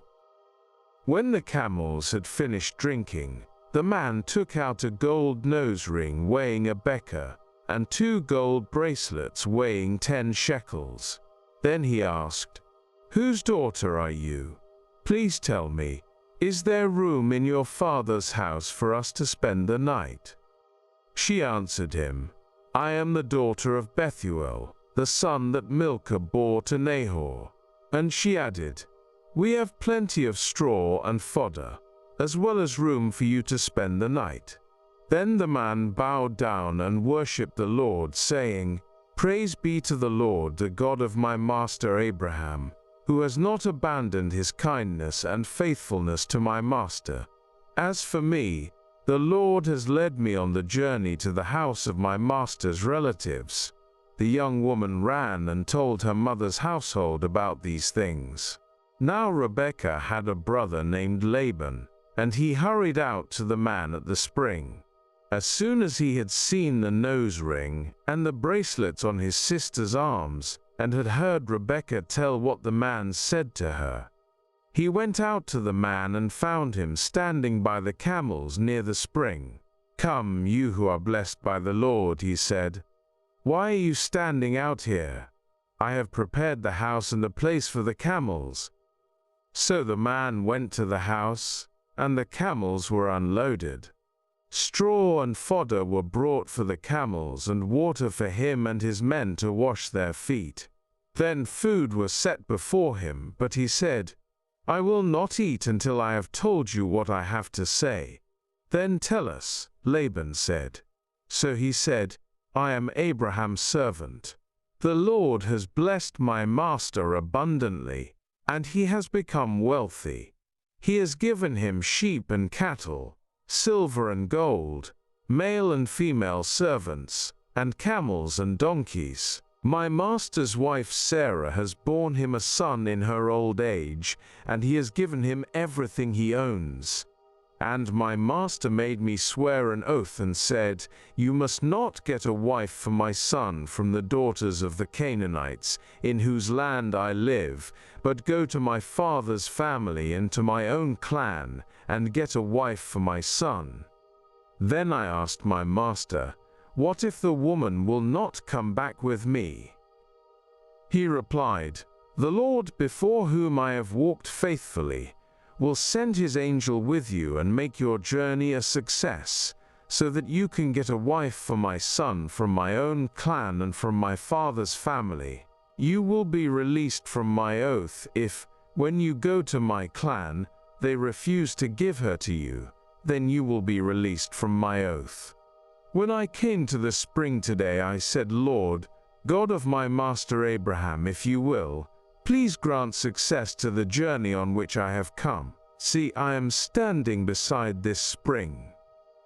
If a young woman comes out to draw water, and I say to her, please let me drink a little water from your jar, and if she says to me, drink, and I'll draw water for your camels too, let her be the one the Lord has chosen for my master's son.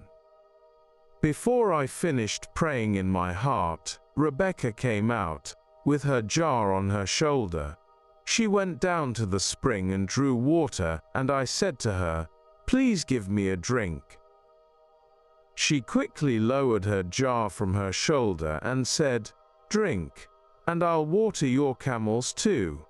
So I drank, and she watered the camels also. I asked her, whose daughter are you? She said, the daughter of Bethuel, son of Nahor, whom Milcah bore to him. Then I put the ring in her nose and the bracelets on her arms, and I bowed down and worshipped the Lord. I praised the Lord, the God of my master Abraham, who had led me on the right road to get the granddaughter of my master's brother for his son. Now if you will show kindness and faithfulness to my master, tell me, and if not, tell me, so I may know which way to turn. Laban and Bethuel answered, this is from the Lord. We can say nothing to you one way or the other. Here is Rebekah. Take her and go, and let her become the wife of your master's son, as the Lord has directed. When Abraham's servant heard what they said, he bowed down to the ground before the Lord. Then the servant brought out gold and silver jewelry and articles of clothing and gave them to Rebekah. He also gave costly gifts to her brother and to her mother.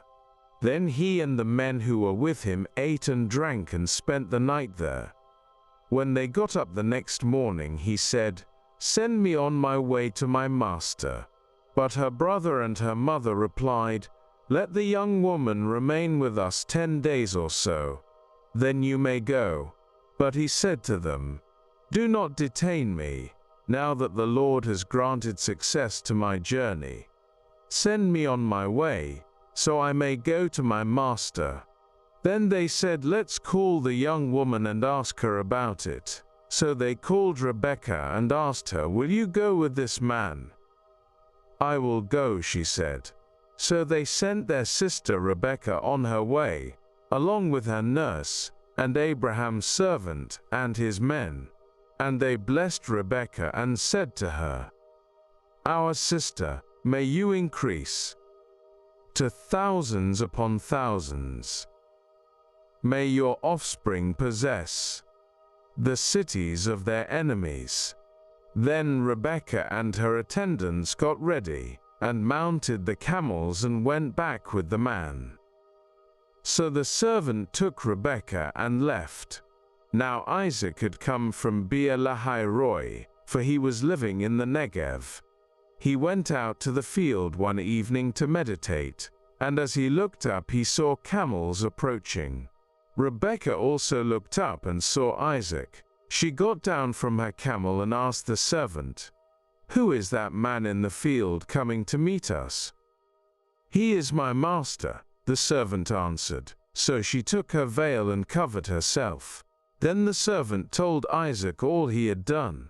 Isaac brought her into the tent of his mother Sarah, and he married Rebekah. So she became his wife, and he loved her, and Isaac was comforted after his mother's death. Abraham had taken another wife, whose name was Keturah. She bore him Zimran, Jokshan, Medan, Midian, Ishbak, and Shua. Jokshan was the father of Sheba and Dedan. The descendants of Dedan were the Asherites, the Letushites, and the Leamites. The sons of Midian were Ephah, Hanok, Abida, and Eldah. All these were descendants of Keturah. Abraham left everything he owned to Isaac. But while he was still living, he gave gifts to the sons of his concubines, and sent them away from his son Isaac to the land of the east. Abraham lived 175 years. Then Abraham breathed his last, and died at a good old age, an old man and full of years, and he was gathered to his people. His sons Isaac and Ishmael buried him in the cave of Machpelah near Mamre, in the field of Ephron son of Zohar the Hittite, the field Abraham had bought from the Hittites. There Abraham was buried with his wife Sarah.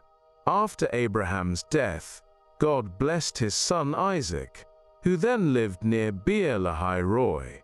This is the account of the family line of Abraham's son Ishmael, whom Sarah's slave, Hagar the Egyptian, bore to Abraham. These are the names of the sons of Ishmael, listed in the order of their birth: Nebaioth, the firstborn of Ishmael, Kedar, Adbil, Mibsam, Mishma, Dumah, Massa, Hadad, Tamar, Jetur, Naphish, and Kedemah. These were the sons of Ishmael, and these are the names of the 12 tribal rulers according to their settlements and camps. Ishmael lived 137 years. He breathed his last and died, and he was gathered to his people. His descendants settled in the area from Havilah to Shur, near the eastern border of Egypt, as you go toward Ashur. And they lived in hostility toward all the tribes related to them. This is the account of the family line of Abraham's son Isaac.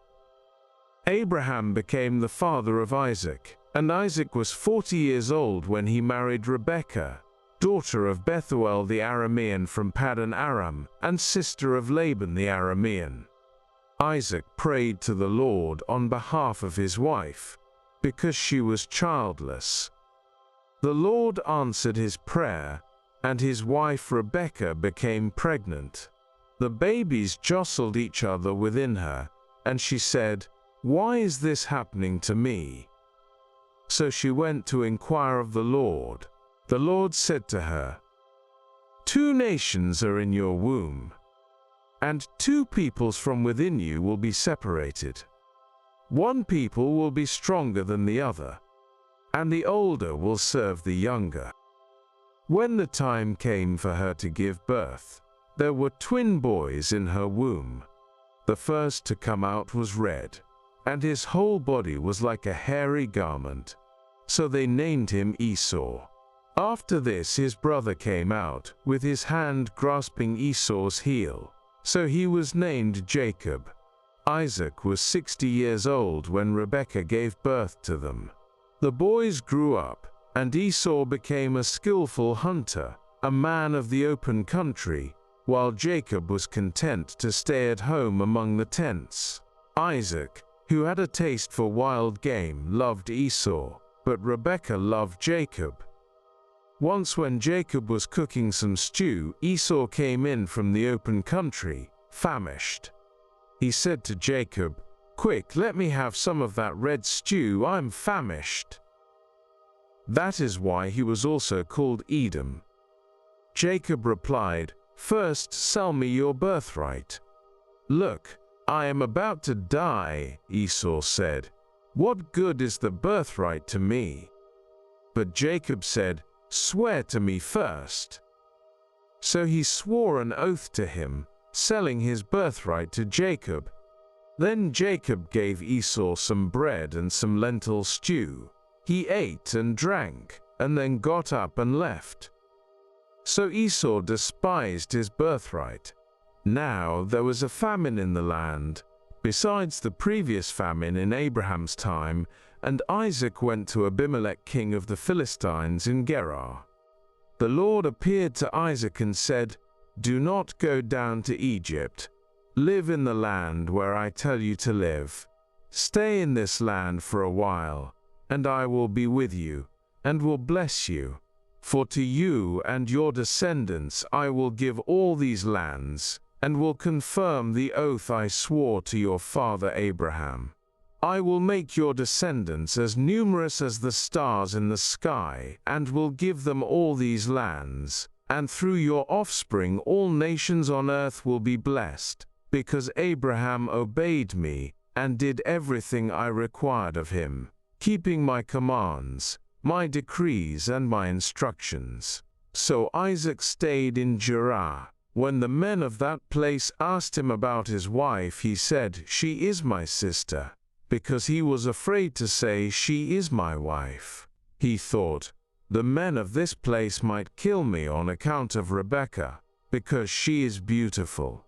When Isaac had been there a long time, Abimelech, king of the Philistines, looked down from a window and saw Isaac caressing his wife Rebekah. So Abimelech summoned Isaac and said, "She is really your wife.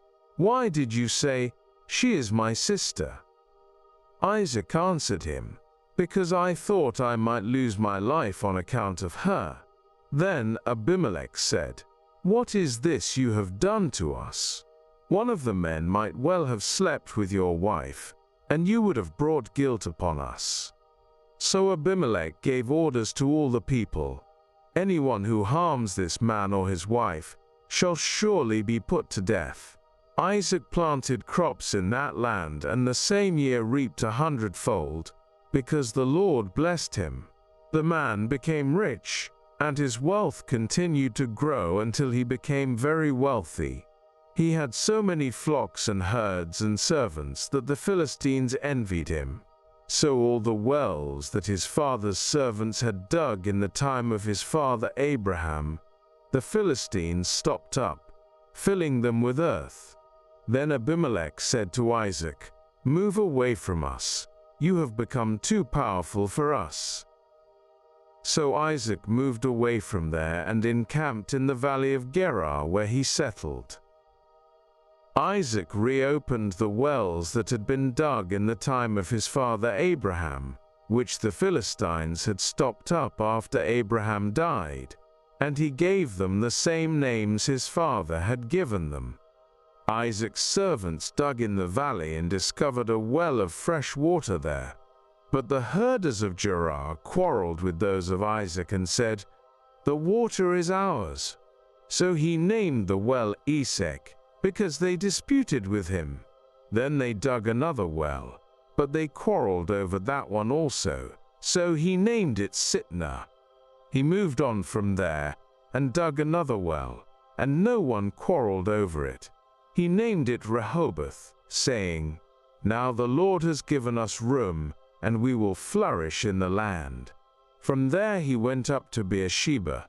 That night the Lord appeared to him and said, "I am the God of your father Abraham. Do not be afraid, for I am with you. I will bless you and will increase the number of your descendants for the sake of my servant Abraham." Isaac built an altar there and called on the name of the Lord. There he pitched his tent, and there his servants dug a well. Meanwhile Abimelech had come to him from Gerar, with Ahuzzath his personal advisor and Phicol the commander of his forces. Isaac asked them, "Why have you come to me, since you were hostile to me and sent me away?" They answered, "We saw clearly that the Lord was with you. So we said, there ought to be a sworn agreement between us and you. Let us make a treaty with you that you will do us no harm, just as we did not harm you but always treated you well, and sent you away peacefully. And now you are blessed by the Lord." Isaac then made a feast for them, and they ate and drank. Early the next morning the men swore an oath to each other. Then Isaac sent them on their way, and they went away peacefully. That day Isaac's servants came and told him about the well they had dug. They said, "We found water." He called it Sheba, and to this day the name of the town has been Beersheba. When Esau was 40 years old, he married Judith, daughter of Beeri the Hittite, and also Basemath, daughter of Elon the Hittite. They were a source of grief to Isaac and Rebekah. When Isaac was old and his eyes were so weak that he could no longer see, he called for Esau his older son and said to him, "My son." "Here I am," he answered. Isaac said, "I am now an old man and don't know the day of my death.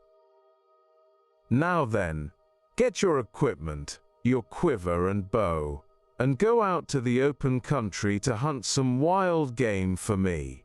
Prepare me the kind of tasty food I like and bring it to me to eat, so that I may give you my blessing before I die."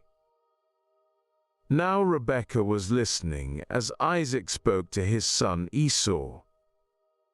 When Esau left for the open country to hunt game and bring it back, Rebekah said to her son Jacob, "Look, I overheard your father say to your brother Esau, 'Bring me some game and prepare me some tasty food to eat, so that I may give you my blessing in the presence of the Lord before I die.'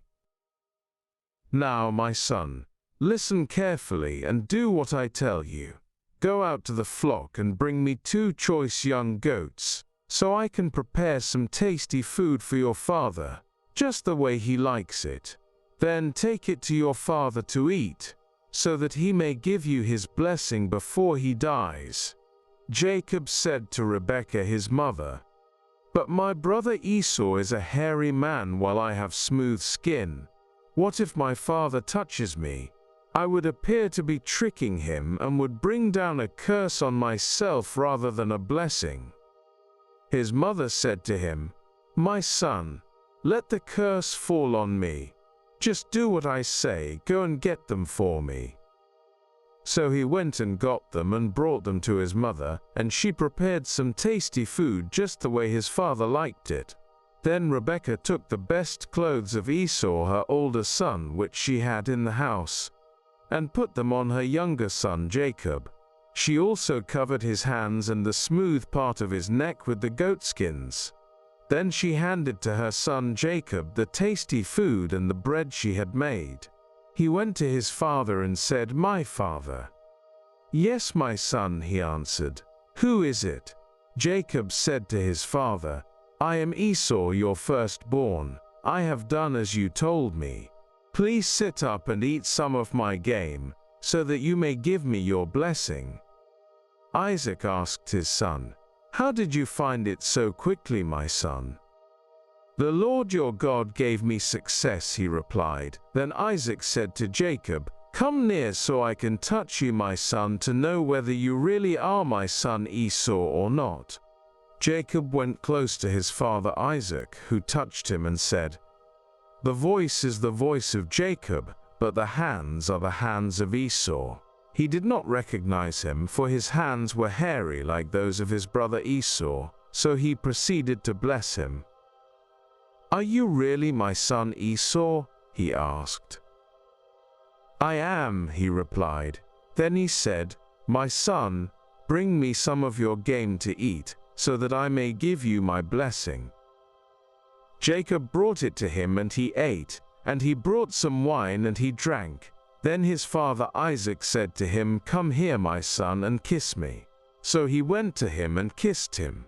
When Isaac caught the smell of his clothes, he blessed him and said, "Ah, the smell of my son is like the smell of a field that the Lord has blessed. May God give you heaven's dew and earth's richness, an abundance of grain and new wine. May nations serve you, and peoples bow down to you. Be lord over your brothers, and may the sons of your mother bow down to you. May those who curse you be cursed, and those who bless you be blessed." After Isaac finished blessing him, and Jacob had scarcely left his father's presence, his brother Esau came in from hunting. He too prepared some tasty food and brought it to his father. Then he said to him, "My father, please sit up and eat some of my game, so that you may give me your blessing." His father Isaac asked him, "Who are you?" "I am your son," he answered, "your firstborn Esau." Isaac trembled violently and said, "Who was it then that hunted game and brought it to me? I ate it just before you came, and I blessed him, and indeed he will be blessed." When Esau heard his father's words, he burst out with a loud and bitter cry and said to his father, "Bless me, me too, my father." But he said, "Your brother came deceitfully and took your blessing." Esau said, "Isn't he rightly named Jacob? This is the second time he has taken advantage of me. He took my birthright, and now he's taken my blessing." Then he asked, "Haven't you reserved any blessing for me?" Isaac answered Esau, "I have made him lord over you, and have made all his relatives his servants, and I have sustained him with grain and new wine. So what can I possibly do for you, my son?" Esau said to his father, "Do you have only one blessing, my father? Bless me too, my father." Then Esau wept aloud. His father Isaac answered him, "Your dwelling will be away from the earth's richness, away from the dew of heaven above. You will live by the sword, and you will serve your brother. But when you grow restless, you will throw his yoke from off your neck." Esau held a grudge against Jacob because of the blessing his father had given him. He said to himself, "The days of mourning for my father are near. Then I will kill my brother Jacob." When Rebekah was told what her older son Esau had said, she sent for her younger son Jacob and said to him, "Your brother Esau is planning to avenge himself by killing you. Now then, my son, do what I say. Flee at once to my brother Laban in Haran. Stay with him for a while, until your brother's fury subsides. When your brother is no longer angry with you and forgets what you did to him, I'll send word for you to come back from there. Why should I lose both of you in one day?" Then Rebekah said to Isaac, "I'm disgusted with living because of these Hittite women. If Jacob takes a wife from among the women of this land, from Hittite women like these, my life will not be worth living." So Isaac called for Jacob and blessed him. Then he commanded him, "Do not marry a Canaanite woman. Go at once to Paddan Aram, to the house of your mother's father Bethuel. Take a wife for yourself there, from among the daughters of Laban your mother's brother. May God Almighty bless you, and make you fruitful, and increase your numbers until you become a community of peoples. May He give you and your descendants the blessing given to Abraham, so that you may take possession of the land where you now reside as a foreigner, the land God gave to Abraham." Then Isaac sent Jacob on his way, and he went to Paddan Aram, to Laban son of Bethuel the Aramean, the brother of Rebekah, who was the mother of Jacob and Esau. Now Esau learned that Isaac had blessed Jacob and had sent him to Paddan Aram to take a wife from there, and that when he blessed him he commanded him, "Do not marry a Canaanite woman," and that Jacob had obeyed his father and mother and had gone to Paddan Aram. Esau then realized how displeasing the Canaanite women were to his father Isaac, so he went to Ishmael and married Mahalath, the sister of Nebaioth, and daughter of Ishmael son of Abraham, in addition to the wives he already had. Jacob left Beersheba and set out for Haran. When he reached a certain place, he stopped for the night because the sun had set. Taking one of the stones there, he put it under his head and lay down to sleep. He had a dream in which he saw a stairway resting on the earth, with its top reaching to heaven, and the angels of God were ascending and descending on it. There above it stood the Lord, and he said, I am the Lord, the God of your father Abraham and the God of Isaac. I will give you and your descendants the land on which you are lying. Your descendants will be like the dust of the earth, and you will spread out to the west and to the east, to the north and to the south. All peoples on earth will be blessed through you and your offspring. I am with you and will watch over you wherever you go, and I will bring you back to this land. I will not leave you until I have done what I have promised you. When Jacob awoke from his sleep, he thought, Surely the Lord is in this place, and I was not aware of it. He was afraid and said, How awesome is this place! This is none other than the house of God. This is the gate of heaven. Early the next morning, Jacob took the stone he had placed under his head and set it up as a pillar and poured oil on top of it. He called that place Bethel, though the city used to be called Luz. Then Jacob made a vow, saying, If God will be with me and will watch over me on this journey I am taking and will give me food to eat and clothes to wear so that I return safely to my father's household, then the Lord will be my God, and this stone that I have set up as a pillar will be God's house, and of all that you give me I will give you a tenth. Then Jacob continued on his journey and came to the land of the eastern peoples. There he saw a well in the open country with 3 flocks of sheep lying near it because the flocks were watered from that well. The stone over the mouth of the well was large. When all the flocks were gathered there, the shepherds would roll the stone away from the well's mouth and water the sheep. Then they would return the stone to its place over the mouth of the well. Jacob asked the shepherds, My brothers, where are you from? We're from Haran, they replied. He said to them, Do you know Laban, Nahor's grandson? Yes, we know him, they answered. Then Jacob asked them, Is he well? Yes, he is, they said, and here comes his daughter Rachel with the sheep. Look, he said, the sun is still high. It is not time for the flocks to be gathered. Water the sheep and take them back to pasture. We can't, they replied, until all the flocks are gathered, and the stone has been rolled away from the mouth of the well. Then we will water the sheep. While he was still talking with them, Rachel came with her father's sheep, for she was a shepherd.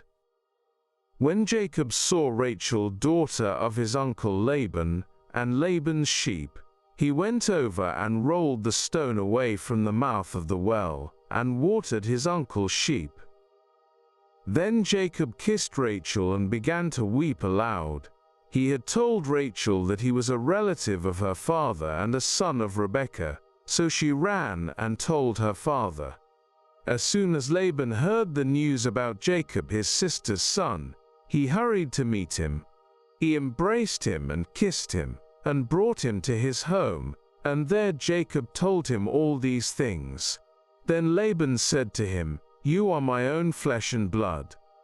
After Jacob had stayed with him for a whole month, Laban said to him, Just because you are a relative of mine, should you work for me for nothing? Tell me what your wages should be. Now Laban had 2 daughters. The name of the older was Leah, and the name of the younger was Rachel. Leah had weak eyes, but Rachel had a lovely figure and was beautiful. Jacob was in love with Rachel and said, I'll work for you 7 years in return for your younger daughter Rachel. Laban said, It's better that I give her to you than to some other man. Stay here with me. So Jacob served 7 years to get Rachel, but they seemed like only a few days to him because of his love for her. Then Jacob said to Laban, Give me my wife. My time is completed, and I want to make love to her. So Laban brought together all the people of the place and gave a feast. But when evening came, he took his daughter Leah and brought her to Jacob, and Jacob made love to her. And Laban gave his servant Zilpah to his daughter as her attendant. When morning came, there was Leah. So Jacob said to Laban, "What is this you have done to me? I served you for Rachel, didn't I? Why have you deceived me?" Laban replied, "It is not our custom here to give the younger daughter in marriage before the older one. Finish this daughter's bridal week, then we will give you the younger one also, in return for another 7 years of work." And Jacob did so. He finished the week with Leah, and then Laban gave him his daughter Rachel to be his wife. Laban gave his servant Bilhah to his daughter Rachel as her attendant. Jacob made love to Rachel also, and his love for Rachel was greater than his love for Leah. And he worked for Laban another 7 years. When the Lord saw that Leah was not loved, he enabled her to conceive, but Rachel remained childless. Leah became pregnant and gave birth to a son. She named him Reuben, for she said, "It is because the Lord has seen my misery. Surely my husband will love me now." She conceived again, and when she gave birth to a son, she said, "Because the Lord heard that I am not loved, he gave me this one too." So she named him Simeon. Again she conceived, and when she gave birth to a son, she said, "Now at last my husband will become attached to me, because I have borne him 3 sons." So he was named Levi. She conceived again, and when she gave birth to a son, she said, "This time I will praise the Lord." So she named him Judah. Then she stopped having children. When Rachel saw that she was not bearing Jacob any children, she became jealous of her sister.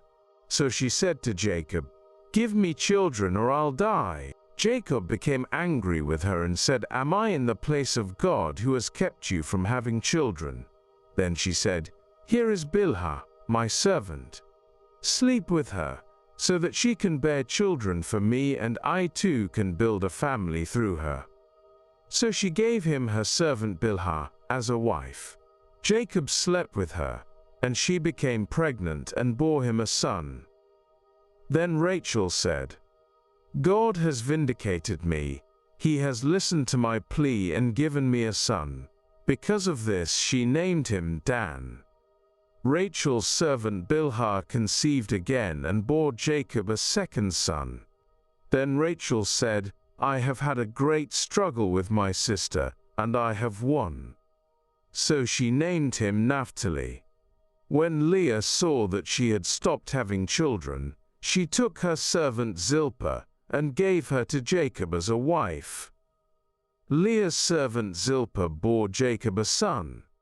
Then Leah said, "What good fortune!" So she named him Gad. Leah's servant Zilpah bore Jacob a second son. Then Leah said, "How happy I am! The women will call me happy." So she named him Asher. During wheat harvest, Reuben went out into the fields and found some mandrake plants, which he brought to his mother Leah. Rachel said to Leah, "Please give me some of your son's mandrakes." But she said to her, "Wasn't it enough that you took away my husband? Will you take my son's mandrakes too?" "Very well," Rachel said, "he can sleep with you tonight in return for your son's mandrakes." So when Jacob came in from the fields that evening, Leah went out to meet him. "You must sleep with me," she said. "I have hired you with my son's mandrakes." So he slept with her that night. God listened to Leah, and she became pregnant and bore Jacob a 5th son. Then Leah said, "God has rewarded me for giving my servant to my husband." So she named him Issachar. Leah conceived again, and bore Jacob a 6th son. Then Leah said, "God has presented me with a precious gift. This time my husband will treat me with honor, because I have borne him 6 sons." So she named him Zebulun. Sometime later she gave birth to a daughter and named her Dinah. Then God remembered Rachel. He listened to her and enabled her to conceive. She became pregnant and gave birth to a son and said, "God has taken away my disgrace." She named him Joseph, and said, "May the Lord add to me another son." After Rachel gave birth to Joseph, Jacob said to Laban, "Send me on my way, so I can go back to my own homeland. Give me my wives and children for whom I have served you, and I will be on my way. You know how much work I've done for you." But Laban said to him, "If I have found favor in your eyes, please stay. I have learned by divination that the Lord has blessed me because of you." He added, "Name your wages, and I will pay them." Jacob said to him, "You know how I have worked for you, and how your livestock has fared under my care. The little you had before I came has increased greatly, and the Lord has blessed you wherever I have been. But now, when may I do something for my own household?"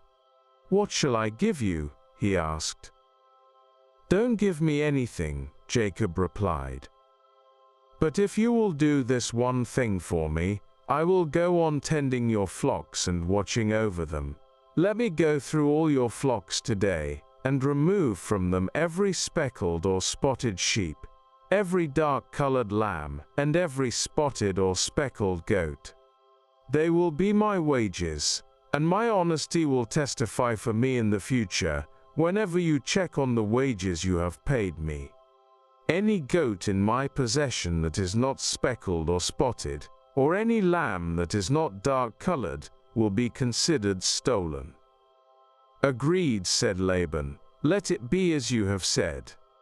That same day he removed all the male goats that were streaked or spotted, and all the speckled or spotted female goats, all that had white on them, and all the dark-colored lambs, and he placed them in the care of his sons. Then he put a 3-day journey between himself and Jacob, while Jacob continued to tend the rest of Laban's flocks. Jacob, however, took fresh-cut branches from poplar, almond and plane trees and made white stripes on them by peeling the bark and exposing the white inner wood of the branches. Then he placed the peeled branches in all the watering troughs, so that they would be directly in front of the flocks when they came to drink. When the flocks were in heat and came to drink, they mated in front of the branches, and they bore young that were streaked or speckled or spotted. Jacob set apart the young of the flock by themselves, but made the rest face the streaked and dark-colored animals that belonged to Laban. Thus he made separate flocks for himself, and did not put them with Laban's animals. Whenever the stronger females were in heat, Jacob would place the branches in the troughs in front of the animals, so they would mate near the branches, but if the animals were weak, he would not place them there. So the weak animals went to Laban, and the strong ones to Jacob. In this way the man grew exceedingly prosperous, and came to own large flocks, and female and male servants, and camels and donkeys. Jacob heard that Laban's sons were saying, "Jacob has taken everything our father owned, and has gained all this wealth from what belonged to our father." And Jacob noticed that Laban's attitude toward him was not what it had been. Then the Lord said to Jacob, "Go back to the land of your fathers, and to your relatives, and I will be with you." So Jacob sent word to Rachel and Leah to come out to the fields where his flocks were. He said to them, "I see that your father's attitude toward me is not what it was before, but the God of my father has been with me. You know that I've worked for your father with all my strength. Yet your father has cheated me by changing my wages 10 times. However, God has not allowed him to harm me. If he said, 'The speckled ones will be your wages,' then all the flocks gave birth to speckled young. And if he said, 'The streaked ones will be your wages,' then all the flocks bore streaked young. So God has taken away your father's livestock and has given them to me." In breeding season, one once had a dream in which I looked up and saw that the male goats mating with the flock were streaked, speckled, or spotted. The angel of God said to me in the dream, "Jacob." I answered, "Here I am." And he said, "Look up and see that all the male goats mating with the flock are streaked, speckled, or spotted. For I have seen all that Laban has been doing to you. I am the God of Bethel, where you anointed a pillar, and where you made a vow to me. Now leave this land at once and go back to your native land." Then Rachel and Leah replied, "Do we still have any share in the inheritance of our father's estate?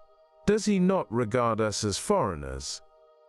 Not only has he sold us, but he has used up what was paid for us. Surely all the wealth that God took away from our father belongs to us and our children. So do whatever God has told you." Then Jacob put his children and his wives on camels, and he drove all his livestock ahead of him, along with all the goods he had accumulated in Paddan Aram, to go to his father Isaac in the land of Canaan.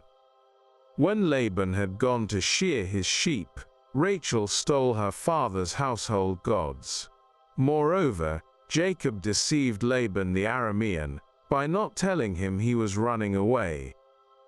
So he fled with all he had, crossed the Euphrates River, and headed for the hill country of Gilead. On the third day Laban was told that Jacob had fled. Taking his relatives with him, he pursued Jacob for 7 days and caught up with him in the hill country of Gilead. Then God came to Laban the Aramean in a dream at night and said to him, "Be careful not to say anything to Jacob, either good or bad." Jacob had pitched his tent in the hill country of Gilead when Laban overtook him, and Laban and his relatives camped there too. Then Laban said to Jacob, "What have you done? You've deceived me, and you've carried off my daughters like captives in war. Why did you run off secretly and deceive me? Why didn't you tell me, so I could send you away with joy and singing to the music of timbrels and harps? You didn't even let me kiss my grandchildren and my daughters goodbye. You have done a foolish thing. I have the power to harm you. But last night the God of your father said to me, 'Be careful not to say anything to Jacob, either good or bad.' Now you have gone off, because you long to return to your father's household. But why did you steal my gods?" Jacob answered Laban, "I was afraid, because I thought you would take your daughters away from me by force. But if you find anyone who has your gods, that person shall not live. In the presence of our relatives, see for yourself whether there is anything of yours here with me, and if so, take it." Now Jacob did not know that Rachel had stolen the gods. So Laban went into Jacob's tent, and into Leah's tent, and into the tent of the 2 female servants, but he found nothing. After he came out of Leah's tent, he entered Rachel's tent. Now Rachel had taken the household gods and put them inside her camel's saddle, and was sitting on them. Laban searched through everything in the tent, but found nothing. Rachel said to her father, "Don't be angry, my lord, that I cannot stand up in your presence. I'm having my period." So he searched but could not find the household gods. Jacob was angry and took Laban to task. "What is my crime? he asked Laban, "how have I wronged you that you hunt me down? Now that you have searched through all my goods, what have you found that belongs to your household? Put it here in front of your relatives and mine, and let them judge between the two of us. I have been with you for 20 years now.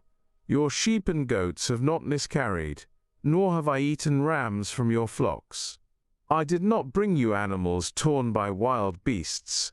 I bore the loss myself, and you demanded payment from me for whatever was stolen by day or night. This was my situation. The heat consumed me in the daytime and the cold at night, and sleep fled from my eyes. It was like this for the 20 years I was in your household.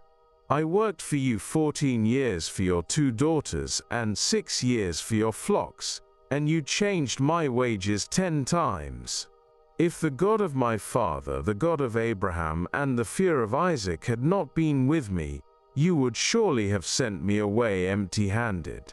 But God has seen my hardship and the toil of my hands, and last night he rebuked you." Laban answered Jacob, "The women are my daughters, the children are my children, and the flocks are my flocks. All you see is mine. Yet what can I do today about these daughters of mine, or about the children they have borne? Come now, let's make a covenant, you and I, and let it serve as a witness between us." So Jacob took a stone and set it up as a pillar.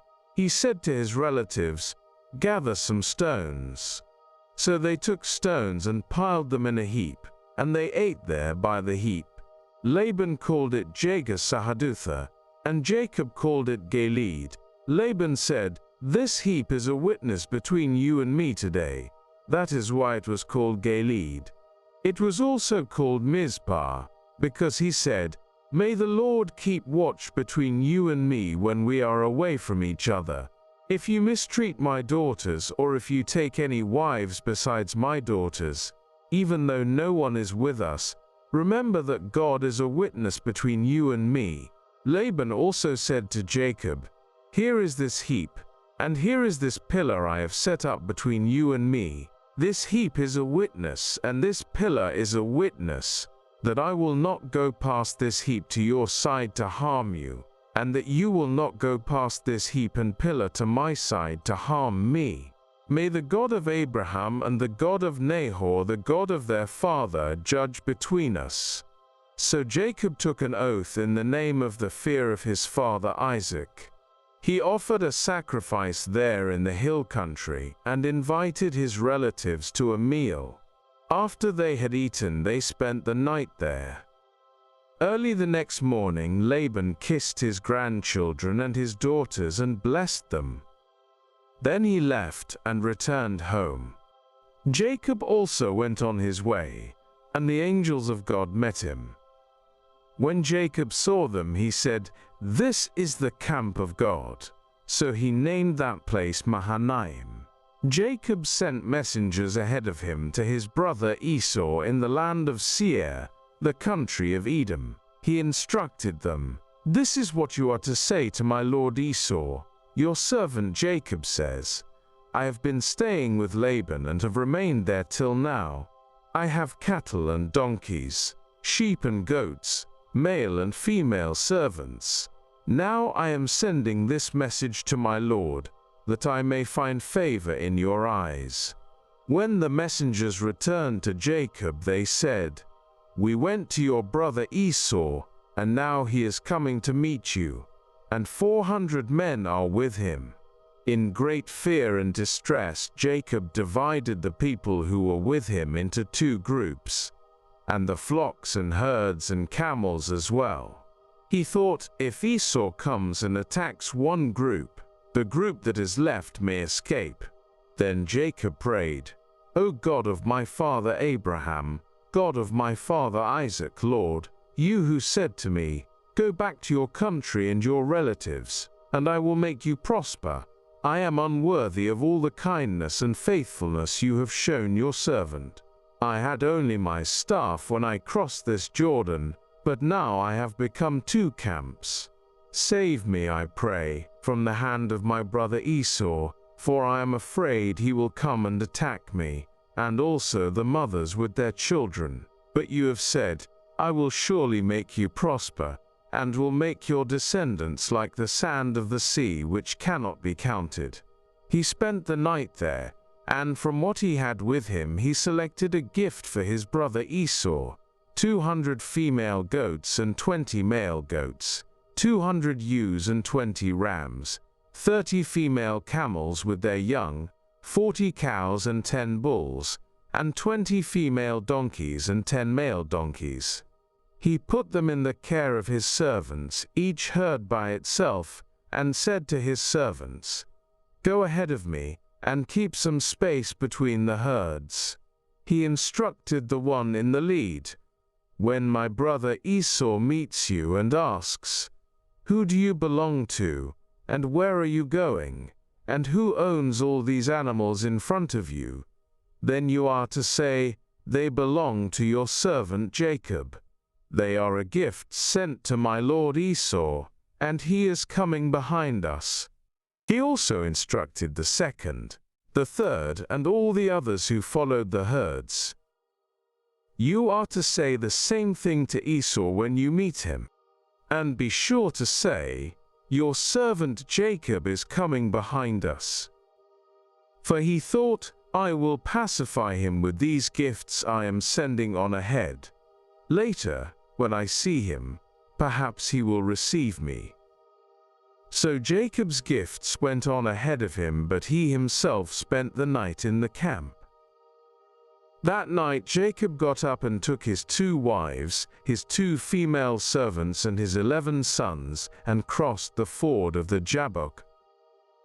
After he had sent them across the stream, he sent over all his possessions, so Jacob was left alone, and a man wrestled with him till daybreak. When the man saw that he could not overpower him, he touched the socket of Jacob's hip, so that his hip was wrenched as he wrestled with the man. Then the man said, Let me go, for it is daybreak. But Jacob replied, I will not let you go unless you bless me. The man asked him, What is your name? Jacob, he answered. Then the man said, Your name will no longer be Jacob but Israel, because you have struggled with God and with humans, and have overcome. Jacob said, Please tell me your name. But he replied, Why do you ask my name? Then he blessed him there. So Jacob called the place Peniel, saying, It is because I saw God face to face, and yet my life was spared.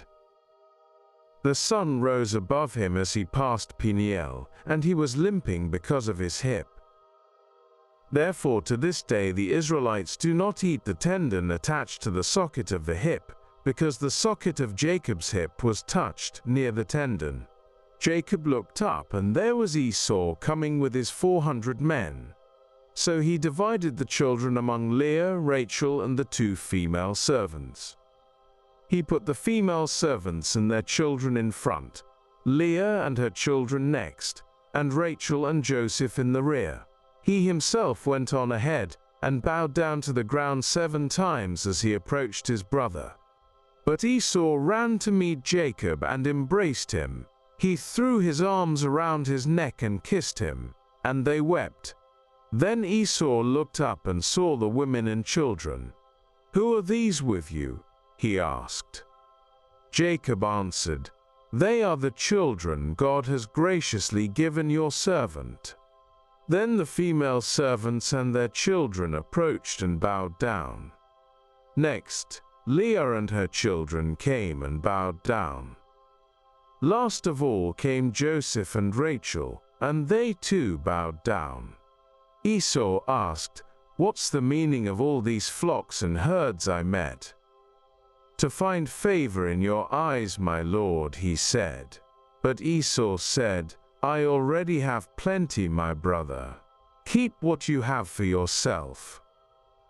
No, please, said Jacob. If I have found favor in your eyes, accept this gift from me. For to see your face is like seeing the face of God, Now that you have received me favorably, please accept the present that was brought to you, for God has been gracious to me and I have all I need." And because Jacob insisted, Esau accepted it. Then Esau said, "Let us be on our way, I'll accompany you." But Jacob said to him, "My Lord knows that the children are tender, and that I must care for the ewes and cows that are nursing their young. If they are driven hard just one day, all the animals will die. So let my Lord go on ahead of his servant, while I move along slowly at the pace of the flocks and herds before me and the pace of the children, until I come to my Lord in Seir." Esau said, "Then let me leave some of my men with you." "But why do that?" Jacob asked. "Just let me find favor in the eyes of my Lord." So that day Esau started on his way back to Seir. Jacob, however, went to Succoth, where he built a place for himself and made shelters for his livestock. That is why the place is called Succoth. 18. After Jacob came from Paddan Aram, he arrived safely at the city of Shechem in Canaan, and camped within sight of the city. For 100 pieces of silver, he bought from the sons of Hamor, the father of Shechem, the plot of ground where he pitched his tent. There he set up an altar, and called it El Elohe Israel. Now Dinah, the daughter Leah had borne to Jacob, went out to visit the women of the land. When Shechem, son of Hamor the Hivite, the ruler of that area, saw her, he took her and raped her. His heart was drawn to Dinah, daughter of Jacob. He loved the young woman and spoke tenderly to her. And Shechem said to his father Hamor, "Get me this girl as my wife." When Jacob heard that his daughter Dinah had been defiled, his sons were in the fields with his livestock, so he did nothing about it until they came home. Then Shechem's father Hamor went out to talk with Jacob. Meanwhile, Jacob's sons had come in from the fields as soon as they heard what had happened.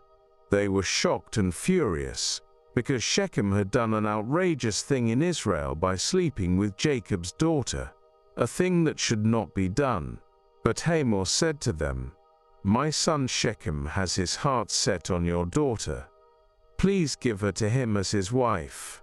Intermarry with us. Give us your daughters, and take our daughters for yourselves. You can settle among us. The land is open to you. Live in it, trade in it, and acquire property in it." Then Shechem said to Dinah's father and brothers, "Let me find favor in your eyes, and I will give you whatever you ask. Make the price for the bride and the gift I am to bring as great as you like, and I'll pay whatever you ask me. Only give me the young woman as my wife." Because their sister Dinah had been defiled, Jacob's sons replied deceitfully, as they spoke to Shechem and his father Hamor. They said to them, "We can't do such a thing. We can't give our sister to a man who is not circumcised. That would be a disgrace to us. We will enter into an agreement with you on one condition only, that you become like us by circumcising all your males. Then we will give you our daughters and take your daughters for ourselves. We'll settle among you and become one people with you. But if you will not agree to be circumcised, we'll take our sister and go." Their proposal seemed good to Hamor and his son Shechem.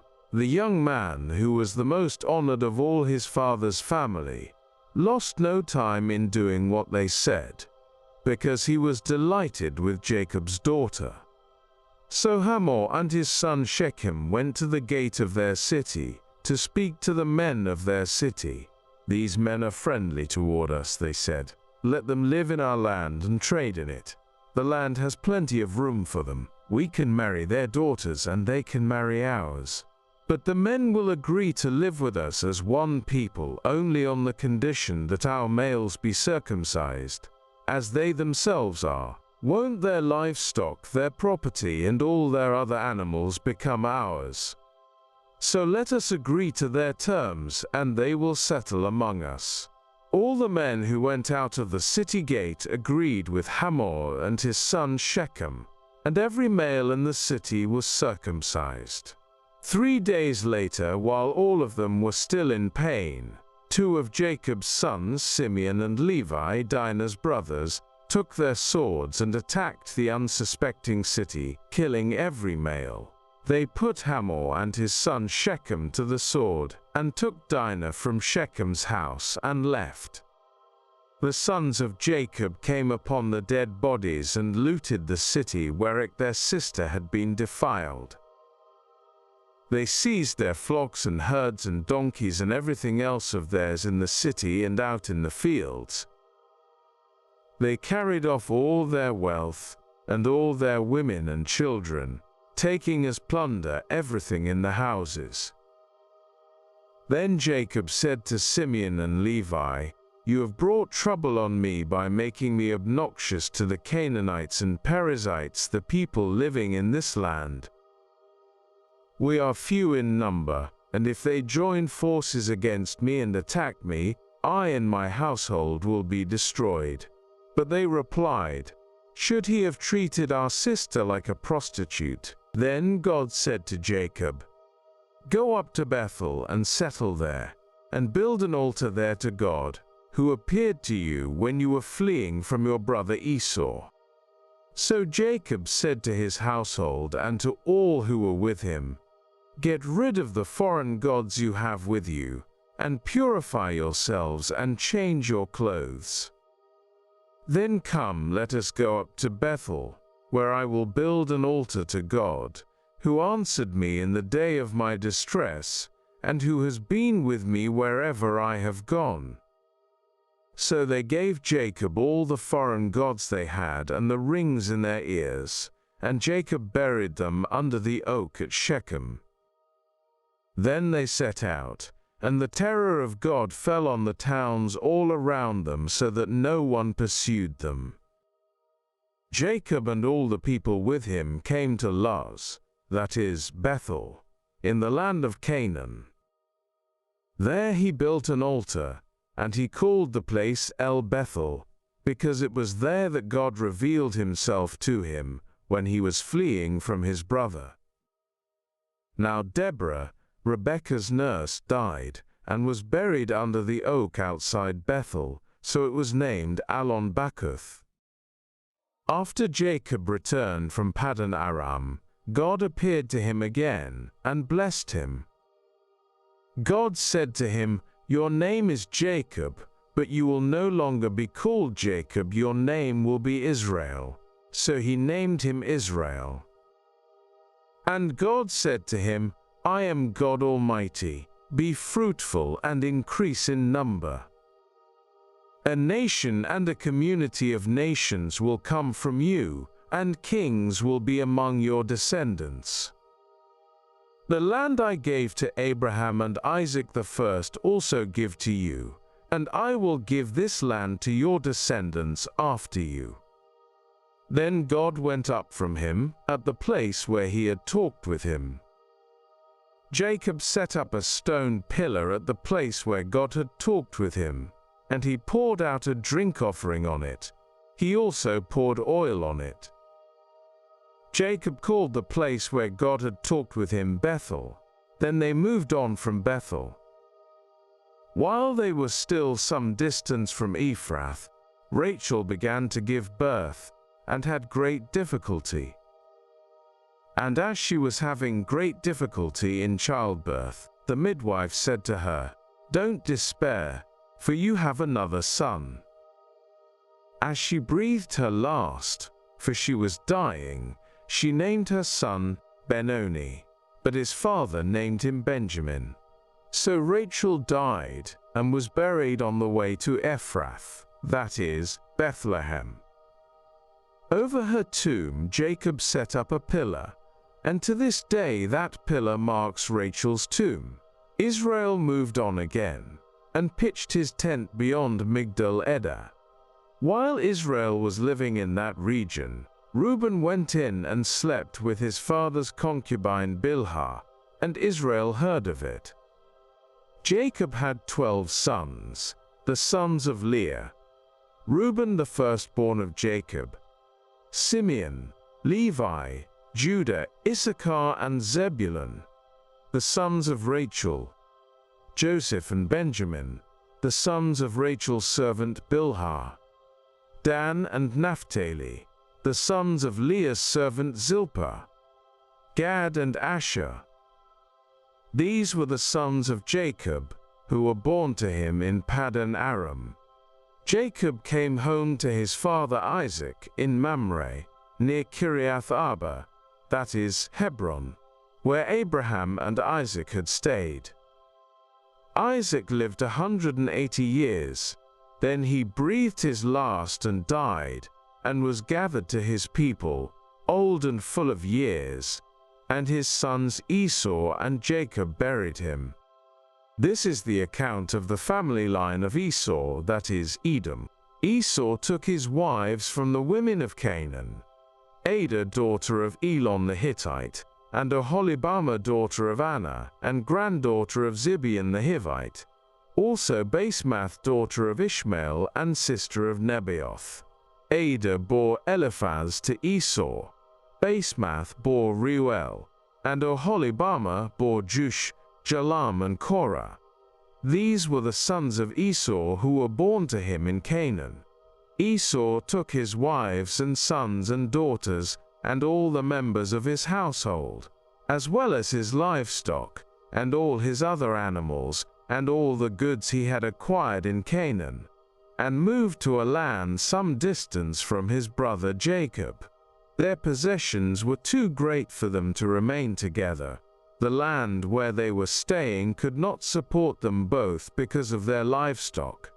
So Esau, that is, Edom, settled in the hill country of Seir. This is the account of the family line of Esau, the father of the Edomites, in the hill country of Seir. These are the names of Esau's sons: Eliphaz, the son of Esau's wife Adah, and Reuel, the son of Esau's wife Basemath, the sons of Eliphaz: Teman, Omar, Zepho, Gatam, and Kenaz. Esau's son Eliphaz also had a concubine named Timnah, who bore him Amalek. These were grandsons of Esau's wife Adah. The sons of Reuel: Nahath, Zerah, Shammah, and Mizah. These were grandsons of Esau's wife Basemath. The sons of Esau's wife Oholibamah, daughter of Anah, and granddaughter of Zibeon, whom she bore to Esau: Jush, Jalam, and Korah. These were the chiefs among Esau's descendants. The sons of Eliphaz, the firstborn of Esau: chiefs Teman, Omar, Zepho, Kenaz, Korah, Gatam, and Amalek. These were the chiefs descended from Eliphaz in Edom. They were grandsons of Adah. The sons of Esau's son Reuel: chiefs Nahath, Zerah, Shammah, and Mizah. These were the chiefs descended from Reuel in Edom. They were grandsons of Esau's wife Basemath. The sons of Esau's wife Oholibamah: chiefs Jush, Jalam, and Korah. These were the chiefs descended from Esau's wife Oholibamah, daughter of Anah. These were the sons of Esau, that is, Edom, and these were their chiefs. These were the sons of Seir the Horite, who were living in the region: Lotan, Shobal, Zibeon, Anah, Dishon, Ezer, and Dishan. These sons of Seir in Edom were Horite chiefs. The sons of Lotan: Hori and Homam. Timnah was Lotan's sister. The sons of Shobal: Alvan, Manahath, Ebal, Shepho, and Onam. The sons of Zibeon: Aya and Anah. This is the Anah who discovered the hot springs in the desert while he was grazing the donkeys of his father Zibeon. The children of Anah: Disazzoishon and Oholibamah, daughter of Anah. The sons of Disaz are common: Hemdan, Eshban, Ithran and Kiran. The sons of Ezer: Bilhan, Zavan and Ekan. The sons of Dishan: Uz and Aran. These were the Horite chiefs. Lotan, Shobal, Zibeon, Anar, Dishan, Ezer, and Dishan. These were the Horite chiefs according to their divisions in the land of Seir. These were the kings who reigned in Edom before any Israelite king reigned. Bela, son of Beor, became king of Edom. His city was named Dinhabah. When Bela died, Jobab son of Zerah from Bozrah succeeded him as king. When Jobab died, Husham from the land of the Temanites succeeded him as king. When Husham died, Hadad son of Bedad, who defeated Midian in the country of Moab, succeeded him as king. His city was named Avith. When Hadad died, Samlah from Masrekah succeeded him as king. When Samlah died, Shaul from Rehoboth on the river succeeded him as king. When Shaul died, Baal-Hanan son of Akbor succeeded him as king. When Baal-Hanan son of Akbor died, Hadad succeeded him as king. His city was named Pau, and his wife's name was Mehetabel, daughter of Matred, the daughter of Mezahab. These were the chiefs descended from Esau by name according to their clans and regions: Timnah, Alva, Jittiuv, Oholibamah, Elah, Pinion, Kenaz, Teman, Mibzar, Magdiel, and Iram. These were the chiefs of Edom, according to their settlements in the land they occupied. This is the family line of Esau, the father of the Edomites. Jacob lived in the land where his father had stayed, the land of Canaan. This is the account of Jacob's family line. Joseph, a young man of 17, was tending the flocks with his brothers, the sons of Bilhah and the sons of Zilpah, his father's wives, and he brought their father a bad report about them. Now Israel loved Joseph more than any of his other sons, because he had been born to him in his old age, and he made an ornatia robe for him.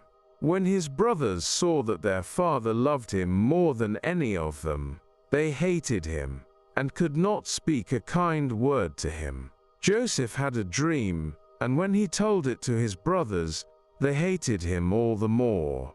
He said to them, "Listen to this dream I had. We were binding sheaves of grain out in the field when suddenly my sheaf rose and stood upright, while your sheaves gathered around mine and bowed down to it." His brothers said to him, "Do you intend to reign over us? Will you actually rule us?" And they hated him all the more because of his dream and what he had said. Then he had another dream and he told it to his brothers. "Listen," he said, "I had another dream, and this time the sun and moon and 11 stars were bowing down to me." When he told his father as well as his brothers, his father rebuked him and said, "What is this dream you had? Will your mother and I and your brothers actually come and bow down to the ground before you?" His brothers were jealous of him, but his father kept the matter in mind. Now his brothers had gone to graze their father's flocks near Shechem, and Israel said to Joseph, "As you know, your brothers are grazing the flocks near Shechem. Come, I'm going to send you to them." "Very well," he replied. So he said to him, "Go and see if all is well with your brothers and with the flocks, and bring word back to me." Then he sent him off from the valley of Hebron. When Joseph arrived at Shechem, a man found him wandering around in the fields and asked him, "What are you looking for?" He replied, "I'm looking for my brothers. Can you tell me where they are grazing their flocks?" "They have moved on from here," the man answered. I heard them say, 'Let's go to Dothan.' So Joseph went after his brothers and found them near Dothan. But they saw him in the distance, and before he reached them, they plotted to kill him. 'Here comes that dreamer,' they said to each other. 'Come now, let's kill him and throw him into one of these cisterns and say that a ferocious animal devoured him. Then we'll see what comes of his dreams.' When Reuben heard this, he tried to rescue him from their hands. 'Let's not take his life,' he said. 'Don't shed any blood. Throw him into this cistern here in the wilderness, but don't lay a hand on him.' Reuben said this to rescue him from them and take him back to his father. So when Joseph came to his brothers, they stripped him of his robe, the ornate robe he was wearing, and they took him and threw him into the cistern. The cistern was empty. There was no water in it. As they sat down to eat their meal, they looked up and saw a caravan of Ishmaelites coming from Gilead. Their camels were loaded with spices, balm and myrrh, and they were on their way to take them down to Egypt. Judah said to his brothers, 'What will we gain if we kill our brother and cover up his blood? Come, let's sell him to the Ishmaelites and not lay our hands on him. After all, he is our brother, our own flesh and blood.' His brothers agreed. So when the Midianite merchants came by, his brothers pulled Joseph up out of the cistern and sold him for 20 shekels of silver to the Ishmaelites, who took him to Egypt. When Reuben returned to the cistern and saw that Joseph was not there, he tore his clothes. He went back to his brothers and said, 'The boy isn't there. Where can I turn now?' Then they got Joseph's robe, slaughtered a goat, and dipped the robe in the blood. They took the ornate robe back to their father and said, 'We found this. Examine it to see whether it is your son's robe.' He recognized it and said, 'It is my son's robe. Some ferocious animal has devoured him. Joseph has surely been torn to pieces.' Then Jacob tore his clothes, put on sackcloth, and mourned for his son many days. All his sons and daughters came to comfort him, but he refused to be comforted.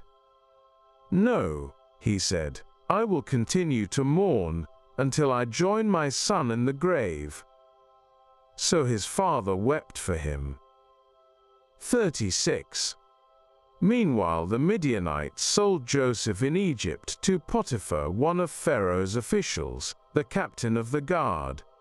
At that time, Judah left his brothers and went down to stay with a man of Adullam named Hira.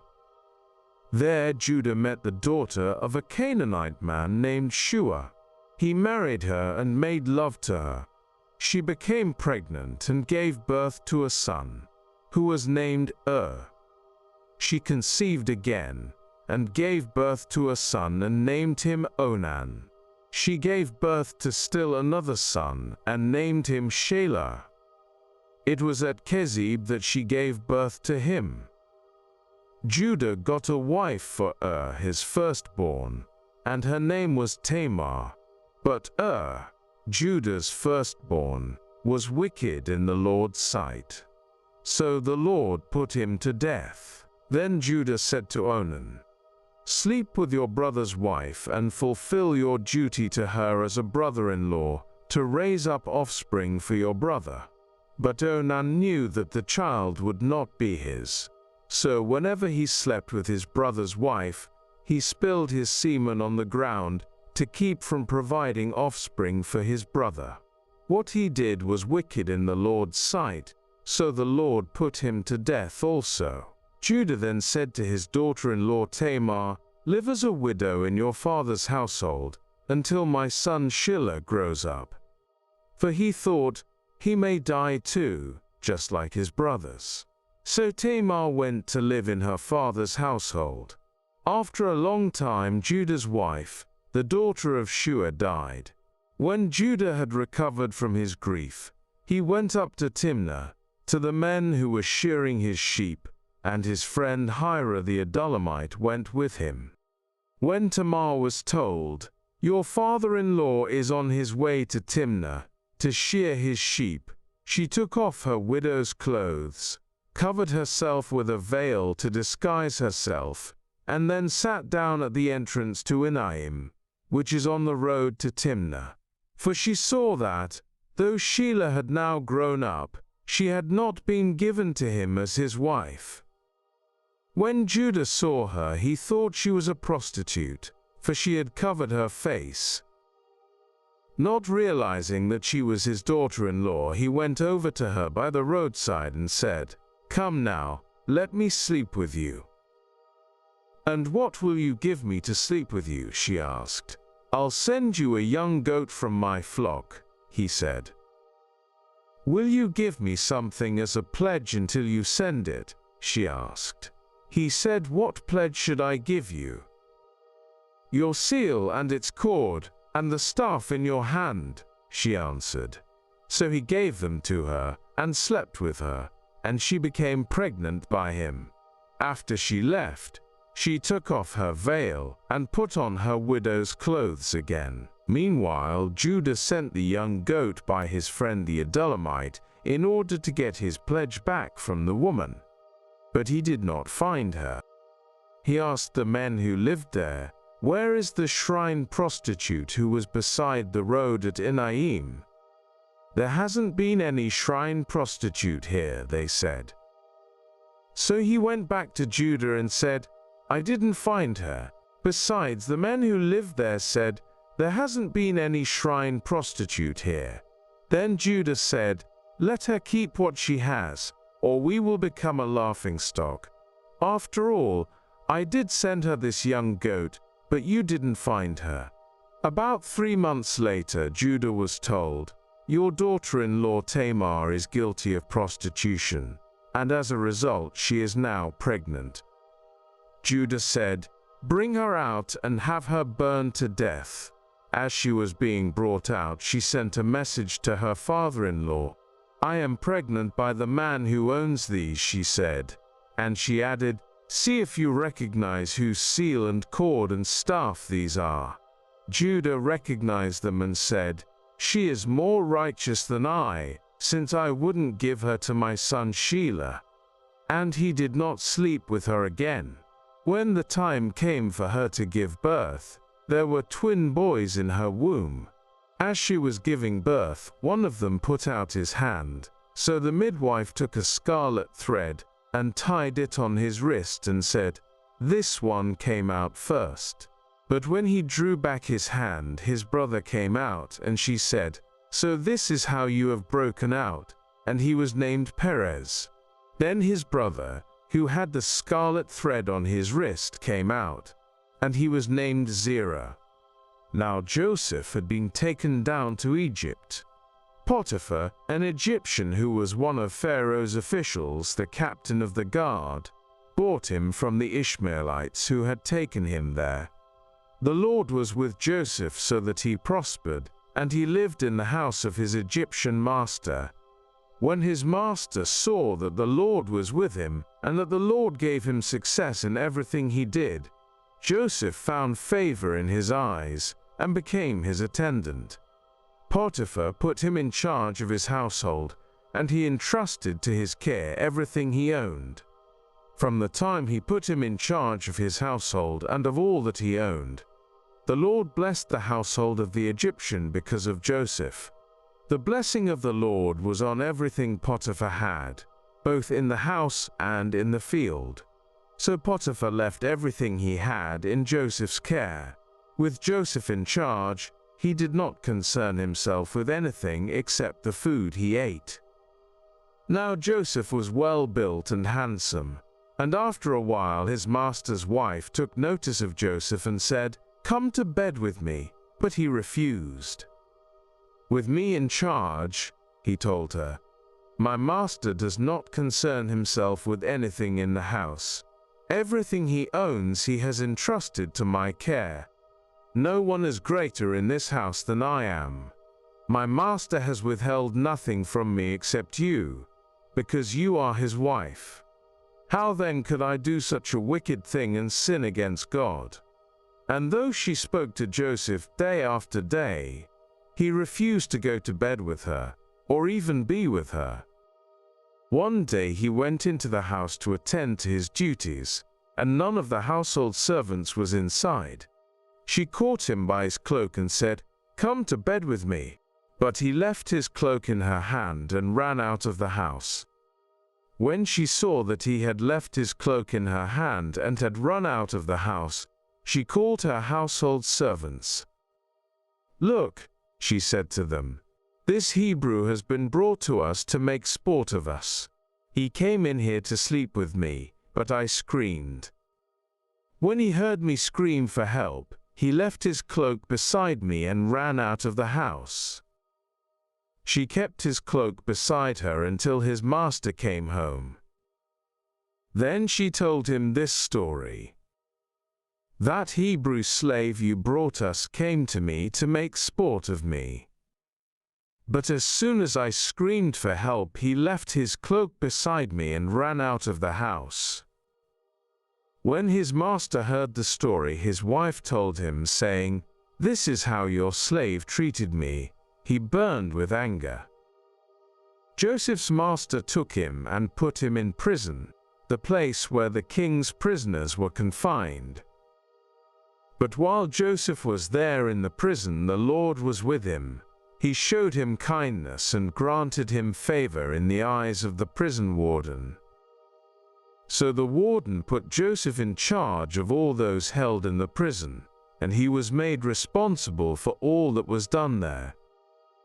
The warden paid no attention to anything under Joseph's care, because the Lord was with Joseph and gave him success in whatever he did. Some time later, the cupbearer and the baker of the king of Egypt offended their master, the king of Egypt. Pharaoh was angry with his two officials, the chief cupbearer and the chief baker, and put them in custody in the house of the captain of the guard, in the same prison where Joseph was confined. The captain of the guard assigned them to Joseph, and he attended them. After they had been in custody for some time, each of the two men, the cupbearer and the baker of the king of Egypt, who were being held in prison, had a dream the same night, and each dream had a meaning of its own. When Joseph came to them the next morning, he saw that they were dejected. So he asked Pharaoh's officials who were in custody with him in his master's house, "Why do you look so sad today?" "We both had dreams," they answered, "but there is no one to interpret them." Then Joseph said to them, "Do not interpretations belong to God? Tell me your dreams." So the chief cupbearer told Joseph his dream. He said to him, "In my dream I saw a vine in front of me, and on the vine were 3 branches. As soon as it budded, it blossomed, and its clusters ripened into grapes. Pharaoh's cup was in my hand, and I took the grapes, squeezed them into Pharaoh's cup, and put the cup in his hand." "This is what it means," Joseph said to him. "The 3 branches are 3 days. Within 3 days Pharaoh will lift up your head and restore you to your position, and you will put Pharaoh's cup in his hand, just as you used to do when you were his cupbearer. But when all goes well with you, remember me and show me kindness. Mention me to Pharaoh and get me out of this prison. I was forcibly carried off from the land of the Hebrews, and even here I have done nothing to deserve being put in a dungeon." When the chief baker saw that Joseph had given a favorable interpretation, he said to Joseph, "I too had a dream. On my head were 3 baskets of bread. In the top basket were all kinds of baked goods for Pharaoh, but the birds were eating them out of the basket on my head." "This is what it means," Joseph said. "The 3 baskets are 3 days. Within 3 days Pharaoh will lift off your head and impale your body on a pole, and the birds will eat away your flesh. Now the third day was Pharaoh's birthday, and he gave a feast for all his officials. He lifted up the heads of the chief cupbearer and the chief baker in the presence of his officials. He restored the chief cupbearer to his position, so that he once again put the cup into Pharaoh's hand. But he impaled the chief baker, just as Joseph had said to them in his interpretation. The chief cupbearer, however, did not remember Joseph. He forgot him. When 2 full years had passed, Pharaoh had a dream. He was standing by the Nile, when out of the river there came up 7 cows, sleek and fat, and they grazed among the reeds.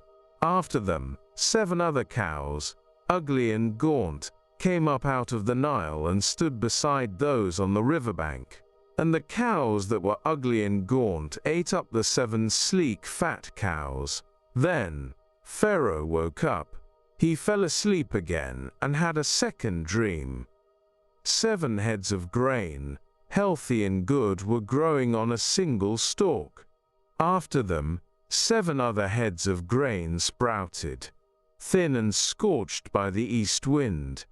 The thin heads of grain swallowed up the 7 healthy, full heads. Then Pharaoh woke up.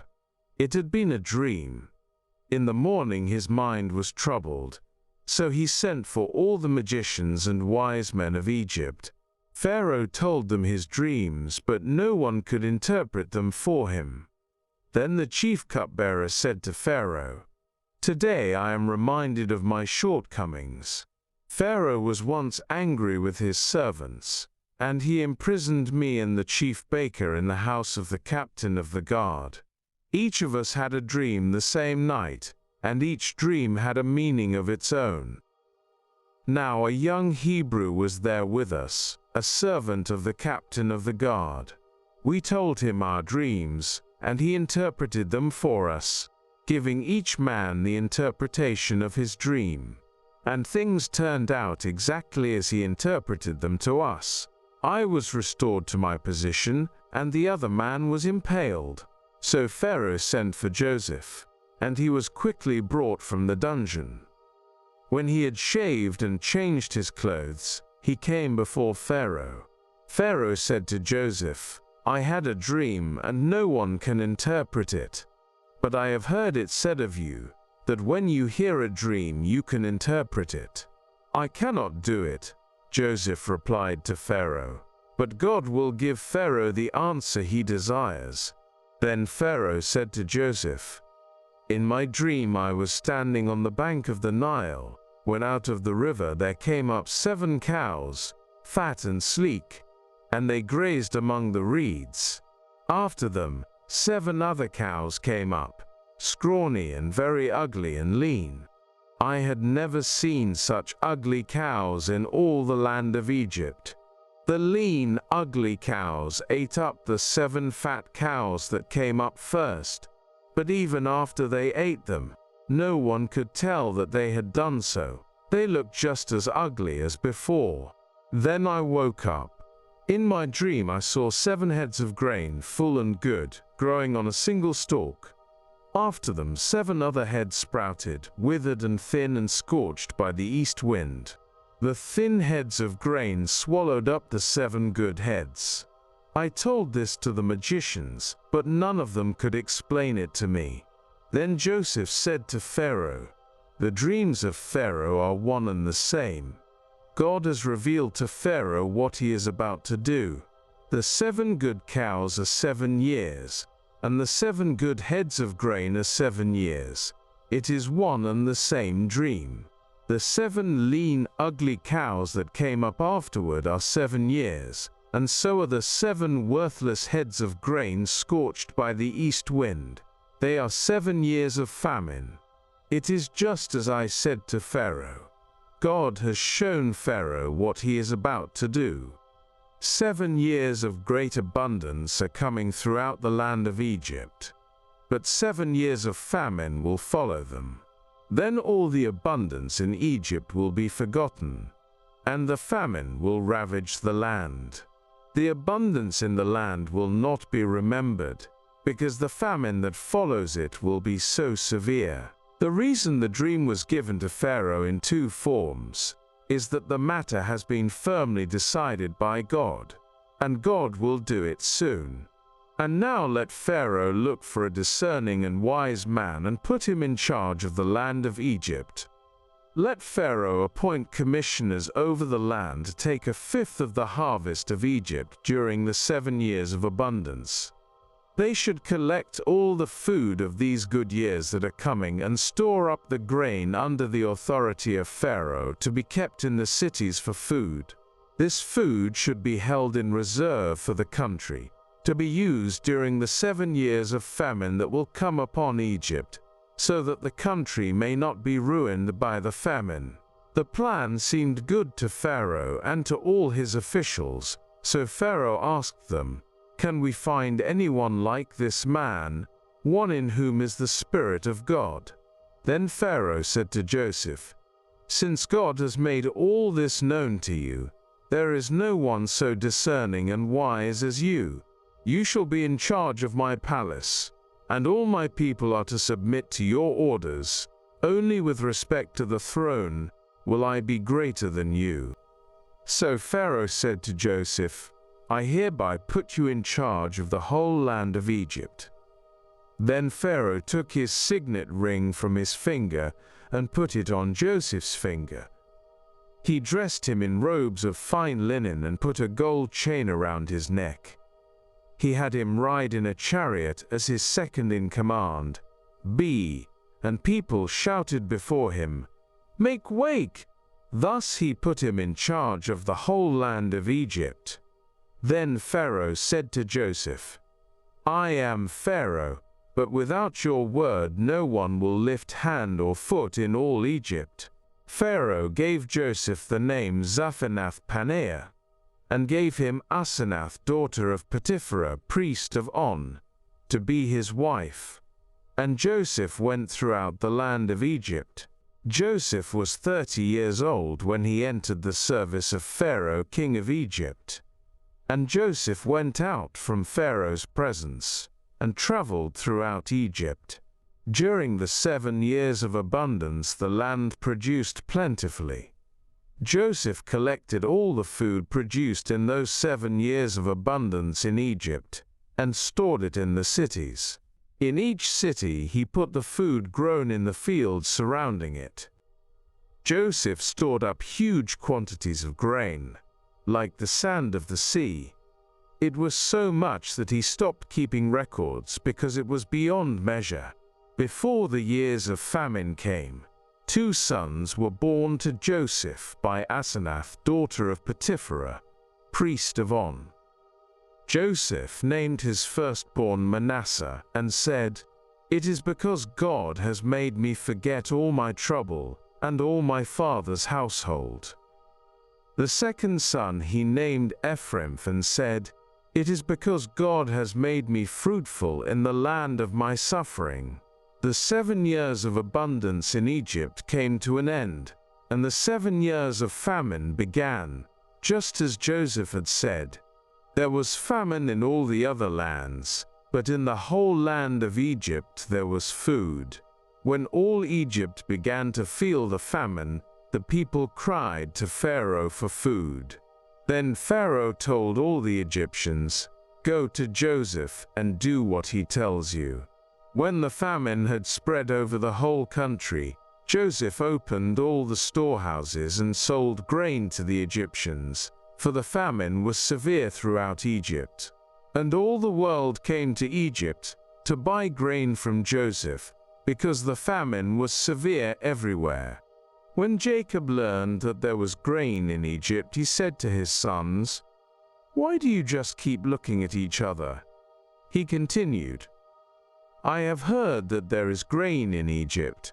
Go down there and buy some for us, so that we may live and not die." Then 10 of Joseph's brothers went down to buy grain from Egypt. But Jacob did not send Benjamin, Joseph's brother, with the others, because he was afraid that harm might come to him. So Israel's sons were among those who went to buy grain, for there was famine in the land of Canaan also. Now Joseph was the governor of the land, the person who sold grain to all its people. So when Joseph's brothers arrived, they bowed down to him with their faces to the ground. As soon as Joseph saw his brothers, he recognized them, but he pretended to be a stranger and spoke harshly to them. "Where do you come from?" he asked. "From the land of Canaan," they replied, "to buy food." Although Joseph recognized his brothers, they did not recognize him. Then he remembered his dreams about them and said to them, "You are spies. You have come to see where our land is unprotected." "No, my lord," they answered. "Your servants have come to buy food. We are all the sons of one man. Your servants are honest men, not spies." "No," he said to them. "You have come to see where our land is unprotected." But they replied, "Your servants were 12 brothers, the sons of one man, who lives in the land of Canaan. The youngest is now with our father, and one is no more." Joseph said to them, "It is just as I told you, you are spies, and this is how you will be tested. As surely as Pharaoh lives, you will not leave this place unless your youngest brother comes here. Send one of your number to get your brother. The rest of you will be kept in prison, so that your words may be tested to see if you are telling the truth. If you are not, then as surely as Pharaoh lives, you are spies." And he put them all in custody for 3 days. On the 3rd day, Joseph said to them, "Do this and you will live, for I fear God. If you are honest men, let one of your brothers stay here in prison, while the rest of you go and take grain back for your starving households.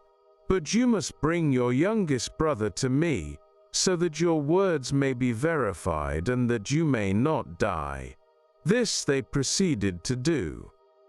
They said to one another, "Surely we are being punished because of our brother. We saw how distressed he was when he pleaded with us for his life, but we would not listen. That's why this distress has come on us." Reuben replied, "Didn't I tell you not to sin against the boy? But you wouldn't listen. Now we must give an accounting for his blood." They did not realize that Joseph could understand them, since he was using an interpreter. He turned away from them and began to weep, but then came back and spoke to them again. He had Simeon taken from them and bound before their eyes. Joseph gave orders to fill their bags with grain, to put each man's silver back in his sack, and to give them provisions for their journey. After this was done for them, they loaded their grain on their donkeys and left. At the place where they stopped for the night, one of them opened his sack to get feed for his donkey, and he saw his silver in the mouth of his sack. "My silver has been returned," he said to his brothers. "Here it is in my sack." Their hearts sank, and they turned to each other trembling and said, "What is this that God has done to us?" When they came to their father Jacob in the land of Canaan, they told him all that had happened to them. They said, "The man who is lord over the land spoke harshly to us and treated us as though we were spying on the land. But we said to him, 'We are honest men, we are not spies. We were 12 brothers, sons of one father. One is no more, and the youngest is now with our father in Canaan.' Then the man who is lord over the land said to us, 'This is how I will know whether you are honest men. Leave one of your brothers here with me, and take food for your starving households and go. But bring your youngest brother to me, so I will know that you are not spies but honest men. Then I will give your brother back to you, and you can trade in the land.' As they were emptying their sacks, there in each man's sack was his pouch of silver. When they and their father saw the money pouches, they were frightened. Their father Jacob said to them, You have deprived me of my children. Joseph is no more and Simeon is no more, and now you want to take Benjamin. Everything is against me." Then Reuben said to his father, "You may put both of my sons to death if I do not bring him back to you. Entrust him to my care, and I will bring him back." But Jacob said, "My son will not go down there with you. His brother is dead, and he is the only one left. If harm comes to him on the journey you are taking, you will bring my gray head down to the grave in sorrow." Now the famine was still severe in the land. So when they had eaten all the grain they had brought from Egypt, their father said to them, "Go back and buy us a little more food." But Judah said to him, "The man warned us solemnly, 'You will not see my face again unless your brother is with you. If you will send our brother along with us, we will go down and buy food for you. But if you will not send him, we will not go down, because the man said to us, "You will not see my face again unless your brother is with you." Israel asked, "Why did you bring this trouble on me by telling the man you had another brother?" They replied, "The man questioned us closely about ourselves and our family. 'Is your father still living?' he asked us. 'Do you have another brother?' We simply answered his questions. How were we to know? He would say, 'Bring your brother down here.' Then Judah said to Israel his father, 'Send the boy along with me, and we will go at once, so that we and you and our children may live and not die. I myself will guarantee his safety. You can hold me personally responsible for him. If I do not bring him back to you and set him here before you, I will bear the blame before you all my life. As it is, if we had not delayed, we could have gone and returned twice." Then their father Israel said to them, "If it must be, then do this. Put some of the best products of the land in your bags and take them down to the man as a gift: a little balm and a little honey, some spices and myrrh, some pistachio nuts and almonds. Take double the amount of silver with you, for you must return the silver that was put back into the mouths of your sacks. Perhaps it was a mistake. Take your brother also and go back to the man at once. And may God Almighty grant you mercy before the man, so that he will let your other brother and Benjamin come back with you. As for me, if I am bereaved, I am bereaved." So the men took the gifts and double the amount of silver, and Benjamin also. They hurried down to Egypt and presented themselves to Joseph. When Joseph saw Benjamin with them, he said to the steward of his house, "Take these men to my house, slaughter an animal, and prepare a meal. They are to eat with me at noon." The man did as Joseph told him and took the men to Joseph's house. Now the men were frightened when they were taken to his house. They thought, "We were brought here because of the silver that was put back into our sacks the first time. He wants to attack us and overpower us and seize us as slaves and take our donkeys." So they went up to Joseph's steward and spoke to him at the entrance to the house. "We beg your pardon, our lord," they said. "We came down here the first time to buy food. But at the place where we stopped for the night, we opened our sacks, and each of us found his silver, the exact weight, in the mouth of his sack. So we have brought it back with us. We have also brought additional silver with us to buy food. We don't know who put our silver in our sacks." "It's all right," he said. "Don't be afraid. Your God, the God of your father, has given you treasure in your sacks. I received your silver." Then he brought Simeon out to them. The steward took the men into Joseph's house, gave them water to wash their feet, and provided fodder for their donkeys. They prepared their gifts for Joseph's arrival at noon, because they had heard that they were to eat there. When Joseph came home, they presented to him the gifts they had brought into the house, and they bowed down before him to the ground. He asked them how they were, and then he said, "How is your aged father you told me about? Is he still living?" They replied, "Your servant our father is still alive and well." And they bowed down, prostrating themselves before him. As he looked about and saw his brother Benjamin, his own mother's son, he asked, "Is this your youngest brother, the one you told me about?" And he said, "God be gracious to you, my son." Deeply moved at the sight of his brother, Joseph hurried out and looked for a place to weep. He went into his private room and wept there. After he had washed his face, he came out and, controlling himself, said, "Serve the food." They served him by himself, the brothers by themselves, and the Egyptians who ate with him by themselves, because Egyptians could not eat with Hebrews, for that is detestable to Egyptians.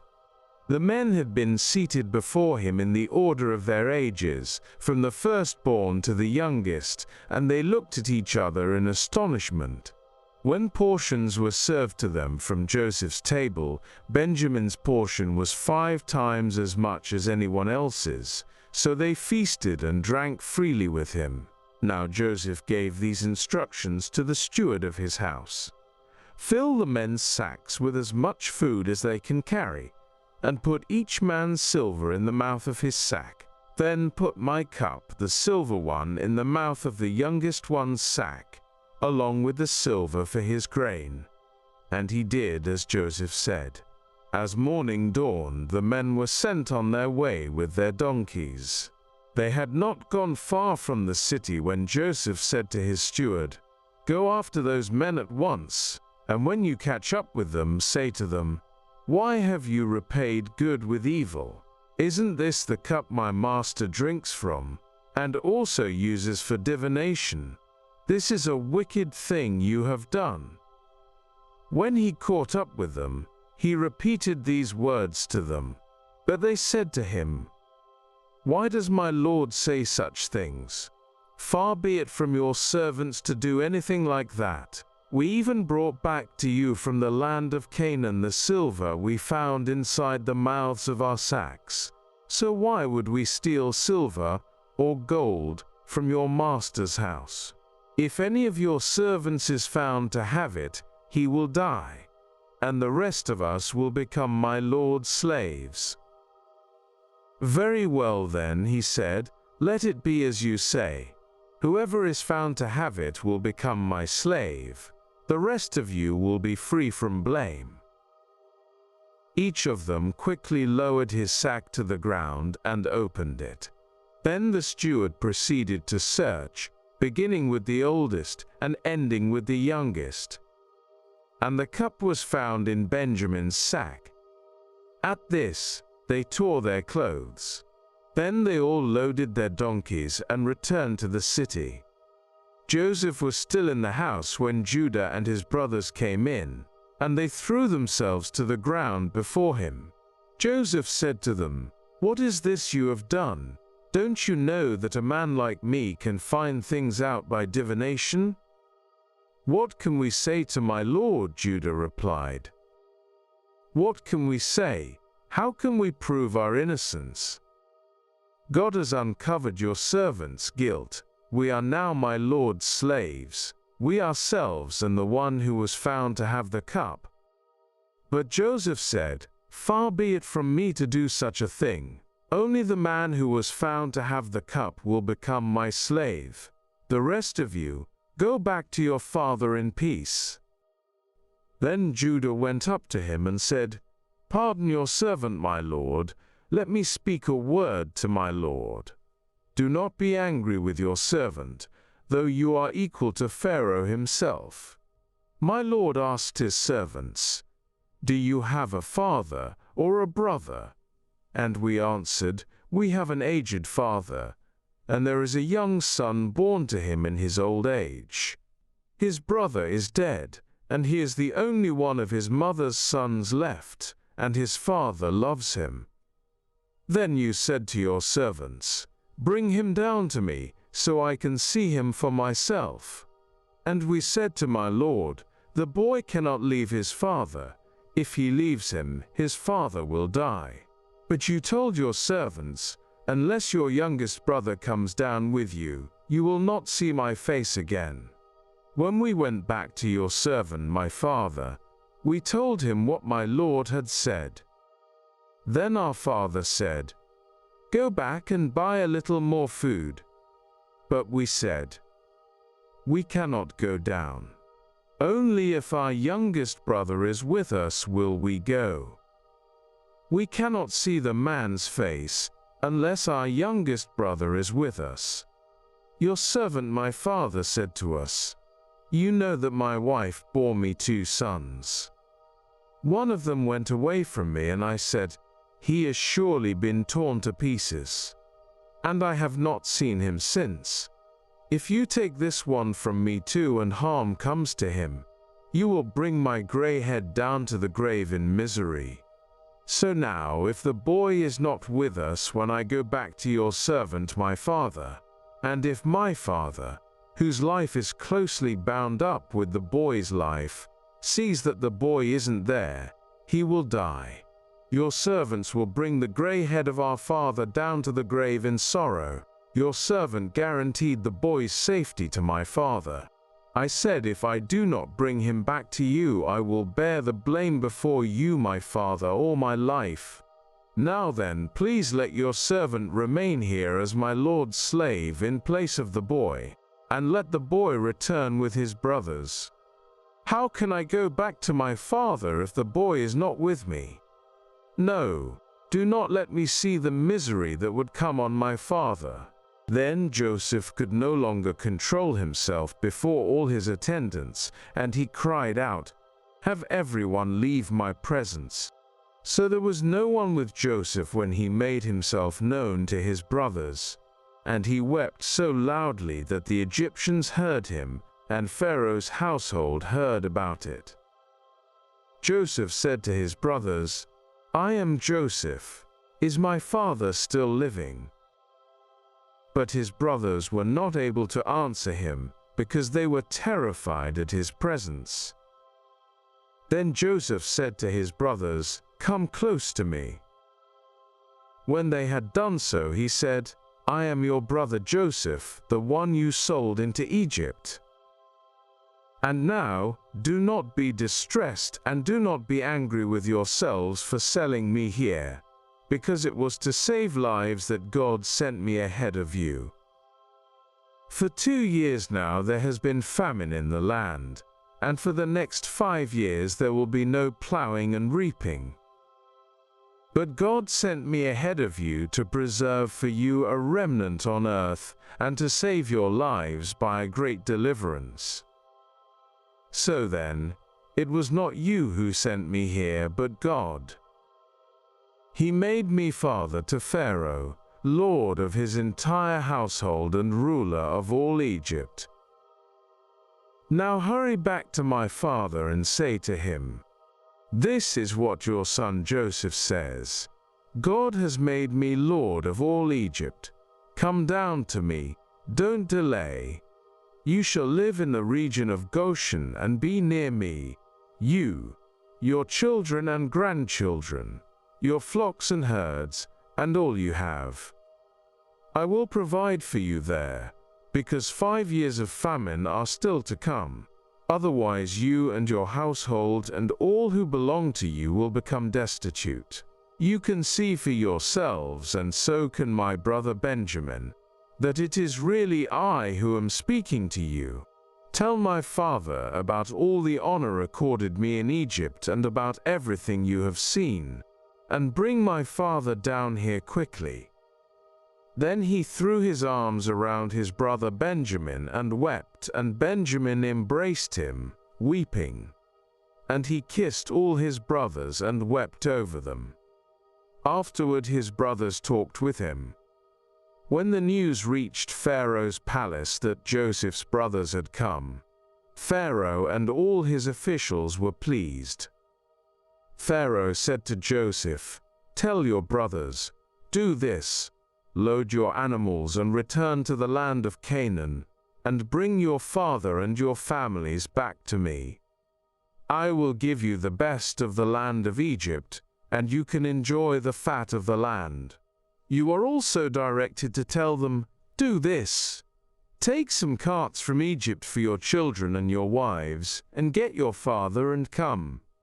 Never mind about your belongings, because the best of all Egypt will be yours." So the sons of Israel did this. Joseph gave them carts, as Pharaoh had commanded, and he also gave them provisions for their journey. To each of them he gave new clothing, but to Benjamin he gave 300 shekels of silver and 5 sets of clothes. And this is what he sent to his father: 10 donkeys loaded with the best things of Egypt, and 10 female donkeys loaded with grain and bread and other provisions for his journey. Then he sent his brothers away, and as they were leaving he said to them, "Don't quarrel on the way." So they went up out of Egypt and came to their father Jacob in the land of Canaan. They told him, "Joseph is still alive. In fact, he is ruler of all Egypt." Jacob was stunned. He did not believe them. But when they told him everything Joseph had said to them, and when he saw the carts Joseph had sent to carry him back, the spirit of their father Jacob revived. And Israel said, "I'm convinced, my son Joseph is still alive. I will go and see him before I die." So Israel set out with all that was his, and when he reached Beersheba, he offered sacrifices to the God of his father Isaac. And God spoke to Israel in a vision at night and said, "Jacob, Jacob." "Here I am," he replied. "I am God, the God of your father," he said. "Do not be afraid to go down to Egypt, for I will make you into a great nation there. I will go down to Egypt with you, and I will surely bring you back again. And Joseph's own hand will close your eyes." Then Jacob left Beersheba, and Israel's sons took their father Jacob and their children and their wives in the carts that Pharaoh had sent to transport him. So Jacob and all his offspring went to Egypt, taking with them their livestock and the possessions they had acquired in Canaan. Jacob brought with him to Egypt his sons and grandsons and his daughters and granddaughters, all his offspring. These are the names of the sons of Israel, Jacob and his descendants, who went to Egypt. Reuben, the firstborn of Jacob.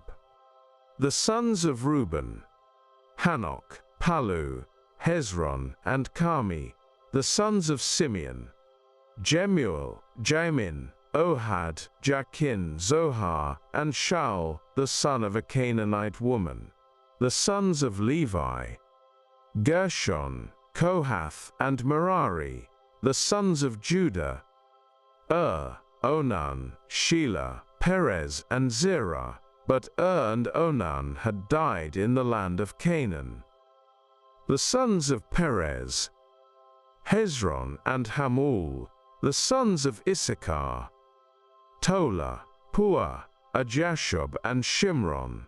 The sons of Zebulun: Sered, Elon, and Jeliel. These were the sons Leah bore to Jacob in Paddan Aram, besides his daughter Dinah. These sons and daughters of his were 33 in all. The sons of Gad: Zephon, Haggi, Shuni, Esbon, Iri, Arodi, and Areli. The sons of Asher: Imnah, Ishva, Ishvi, and Beriah. Their sister was Serah. The sons of Beriah: Heber and Malkiel. These were the children born to Jacob by Zilpah, whom Laban had given to his daughter Leah, 16 in all. The sons of Jacob's wife Rachel: Joseph and Benjamin. In Egypt, Manasseh and Ephraim were born to Joseph by Asenath, daughter of Potipharah, priest of On. The sons of Benjamin: Bela, Becher, Ashbel, Gera, Naaman, Ehi, Rosh, Muppim, Huppim, and Ard. These were the sons of Rachel who were born to Jacob, 14 in all. The son of Dan: Hushim. The sons of Naphtali: Yaziel, Guni, Jasher, and Shillem. These were the sons born to Jacob by Bilhah, whom Laban had given to his daughter Rachel, 7 in all. All those who went to Egypt with Jacob, those who were his direct descendants, not counting his sons, wives, numbered 66 persons. With the 2 sons who had been born to Joseph in Egypt, the members of Jacob's family, which went to Egypt, were 70 in all. Now Jacob sent Judah ahead of him to Joseph to get directions to Goshen. When they arrived in the region of Goshen, Joseph had his chariot made ready and went to Goshen to meet his father Israel. As soon as Joseph appeared before him, he threw his arms around his father and wept for a long time. Israel said to Joseph, "Now I am ready to die, since I have seen for myself that you are still alive." Then Joseph said to his brothers and to his father's household, "I will go up and speak to Pharaoh and will say to him, 'My brothers and my father's household, who were living in the land of Canaan, have come to me. The men are shepherds, they tend livestock, and they have brought along their flocks and herds and everything they own. When Pharaoh calls you in and asks, "What is your occupation?" you should answer, "Your servants have tended livestock from our boyhood on, just as our fathers did." Then you will be allowed to settle in the region of Goshen, for all shepherds are detestable to the Egyptians. Joseph went and told Pharaoh, "My father and brothers, with their flocks and herds and everything they own, have come from the land of Canaan and are now in Goshen." He chose 5 of his brothers and presented them before Pharaoh. Pharaoh asked the brothers, "What is your occupation?" "Your servants are shepherds," they replied to Pharaoh, "just as our fathers were." They also said to him, "We have come to live here for a while, because the famine is severe in Canaan and your servants' flocks have no pasture. So now please let your servants settle in Goshen." Pharaoh said to Joseph, "Your father and your brothers have come to you, and the land of Egypt is before you. Settle your father and your brothers in the best part of the land. Let them live in Goshen.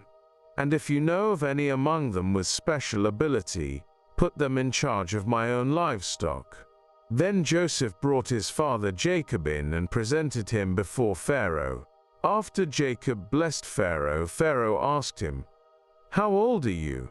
And Jacob said to Pharaoh, "The years of my pilgrimage are 130. My years have been few and difficult, and they do not equal the years of the pilgrimage of my fathers." Then Jacob blessed be Pharaoh, and went out from his presence. So Joseph settled his father and his brothers in Egypt, and gave them property in the best part of the land, the district of Ramesses, as Pharaoh directed. Joseph also provided his father and his brothers, and all his father's household with food, according to the number of their children. There was no food, however, in the whole region because the famine was severe. Both Egypt and Canaan wasted away because of the famine. Joseph collected all the money that was to be found in Egypt and Canaan, in payment for the grain they were buying, and he brought it to Pharaoh's palace. When the money of the people of Egypt and Canaan was gone, all Egypt came to Joseph and said, "Give us food. Why should we die before your eyes? Our money is all gone." "Then bring your livestock," said Joseph, I will sell you food in exchange for your livestock, since your money is gone." So they brought their livestock to Joseph, and he gave them food in exchange for their horses, their sheep and goats, their cattle and donkeys. And he brought them through that year with food in exchange for all their livestock. When that year was over, they came to him the following year and said, "We cannot hide from our lord the fact that since our money is gone and our livestock belongs to you, there is nothing left for our lord except our bodies and our land. Why should we perish before your eyes, we and our land as well? Buy us and our land in exchange for food, and we with our land will be in bondage to Pharaoh. Give us seed so that we may live and not die, and that the land may not become desolate." So Joseph bought all the land in Egypt for Pharaoh. The Egyptians, one and all, sold their fields, because the famine was too severe for them. The land became Pharaoh's, and Joseph reduced the people to servitude from one end of Egypt to the other. However, he did not buy the land of the priests, because they received a regular allotment from Pharaoh and had food enough from the allotment Pharaoh gave them.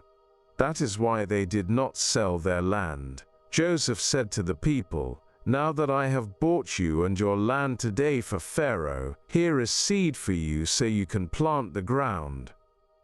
But when the crop comes in, give a fifth of it to Pharaoh.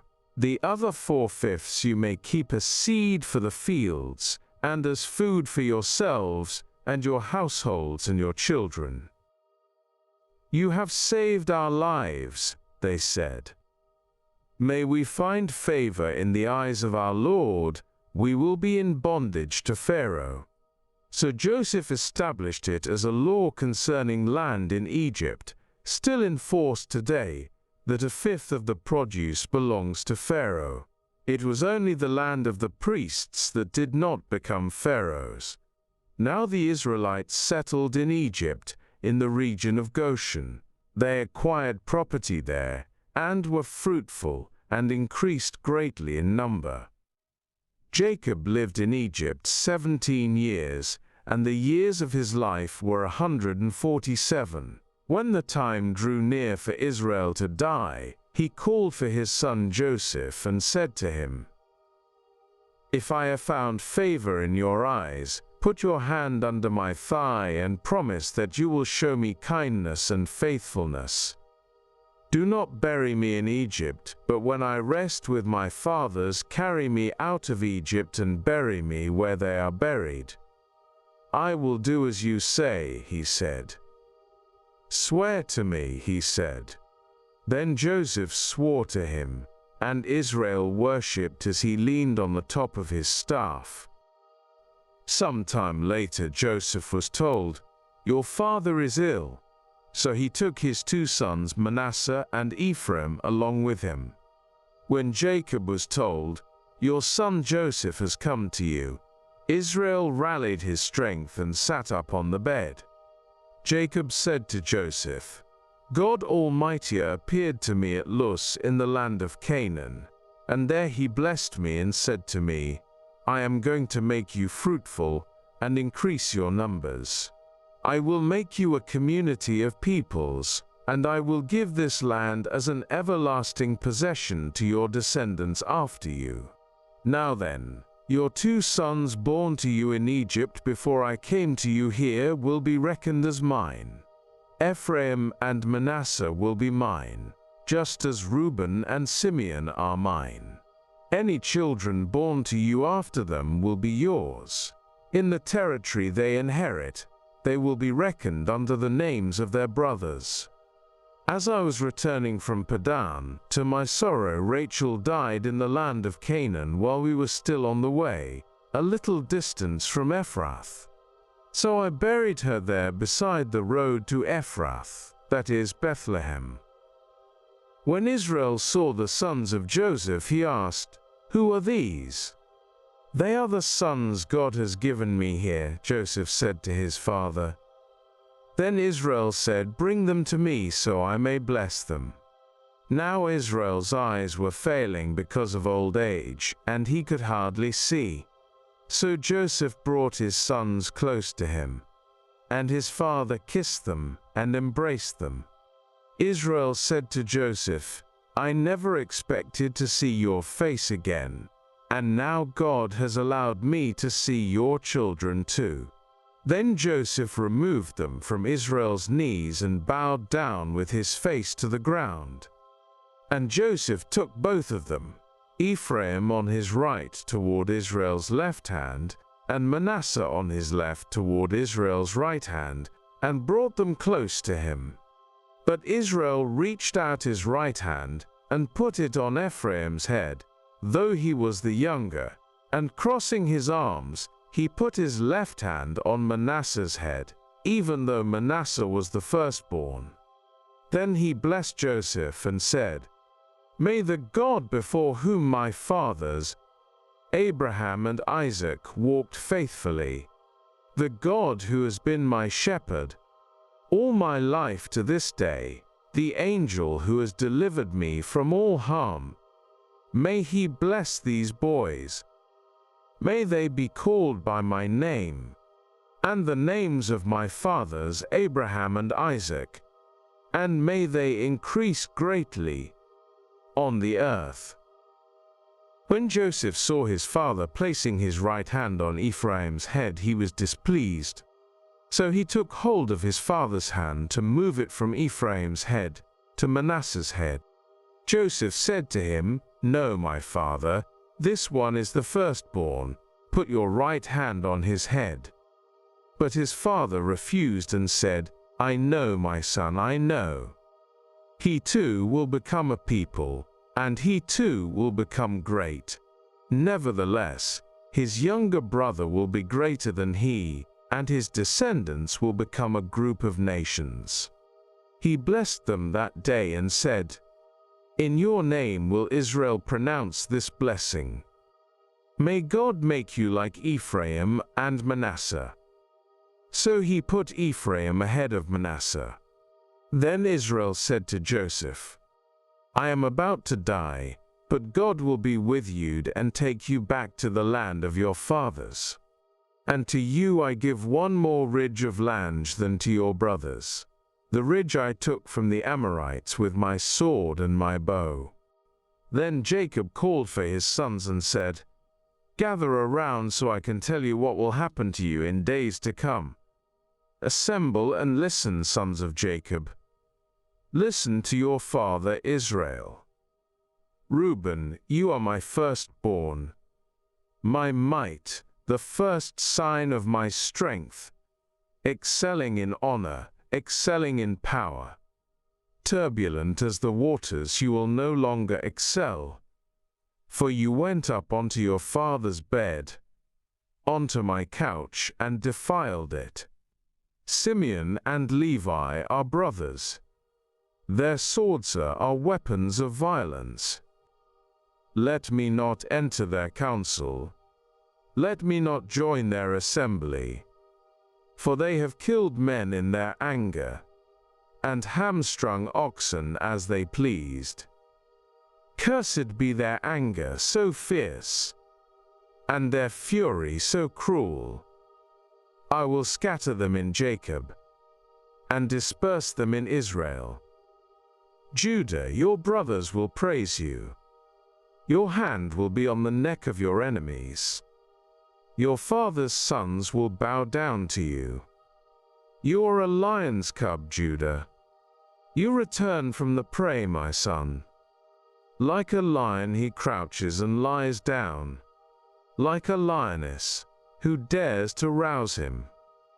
The scepter will not depart from Judah, nor the ruler's staff from between his feet, until he to whom it belongs shall come, and the obedience of the nation shall be his. He will tether his donkey to a vine, his colt to the choicest branch. He will wash his garments in wine, his robes in the blood of grapes. His eyes will be darker than wine, his teeth whiter than milk. Zebulun will live by the seashore and become a haven for ships. His border will extend toward Sidon. Issachar is a raw-boned donkey, lying down among the sheep pens. When he sees how good is his resting place, and how pleasant is his land, he will bend his shoulder to the burden, and submit to forced labor. Dan will provide justice for his people.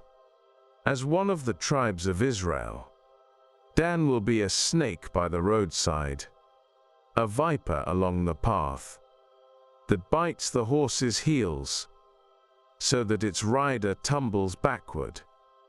I look for your deliverance, Lord.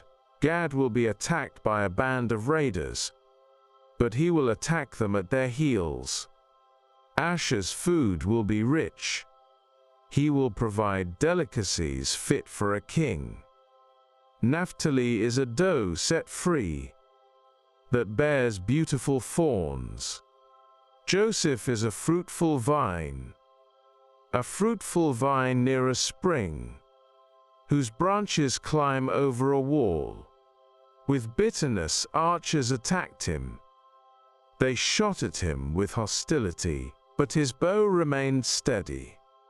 His strong arm stayed limber, because of the hand of the mighty one of Jacob, because of the shepherd, the rock of Israel, because of your father's God who helps you, because of the Almighty who blesses you, with blessings of the skies above, blessings of the deep springs below, blessings of the breast and womb. Your father's blessings are greater than the blessings of the ancient mountains, than the bounty of the age-old hills. Let all these rest on the head of Joseph, on the brow of the prince among his brothers. Benjamin is a ravenous wolf. In the morning he devours the prey. In the evening he divides the plunder. All these are the 12 tribes of Israel, and this is what their father said to them when he blessed them, giving each the blessing appropriate to him. Then he gave them these instructions: I am about to be gathered to my people. Bury me with my fathers in the cave, in the field of Ephron the Hittite, the cave in the field of Machpelah, near Mamre in Canaan, which Abraham bought along with the field as a burial place from Ephron the Hittite. There Abraham and his wife Sarah were buried. There Isaac and his wife Rebekah were buried. And there I buried Leah. The field and the cave in it were bought from the Hittites. When Jacob had finished giving instructions to his sons, he drew his feet up into the bed, breathed his last, and was gathered to his people. Joseph threw himself on his father and wept over him and kissed him. Then Joseph directed the physicians in his service to embalm his father Israel.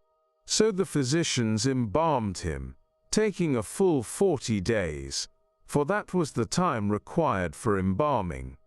And the Egyptians mourned for him 70 days. When the days of mourning had passed, Joseph said to Pharaoh's court, If I have found favor in your eyes, speak to Pharaoh for me. Tell him, my father made me swear an oath and said, I am about to die. Bury me in the tomb I dug for myself in the land of Canaan. Now let me go up and bury my father, then I will return. Pharaoh said, Go up and bury your father, as he made you swear to do. So Joseph went up to bury his father. All Pharaoh's officials accompanied him, the dignitaries of his court, and all the dignitaries of Egypt, besides all the members of Joseph's household and his brothers, and those belonging to his father's household. Only their children and their flocks and herds were left in Goshen. Chariots and horsemen also went up with him. It was a very large company. When they reached the threshing floor of Atad near the Jordan, they lamented loudly and bitterly, and there Joseph observed a 7-day period of mourning for his father. When the Canaanites who lived there saw the mourning at the threshing floor of Atad, they said, "The Egyptians are holding a solemn ceremony of mourning." That is why that place near the Jordan is called Abel Mizraim. So Jacob's sons did as he had commanded them.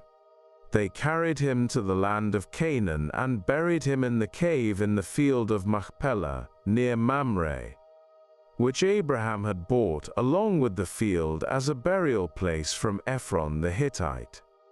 After burying his father, Joseph returned to Egypt, together with his brothers and all the others who had gone with him to bury his father.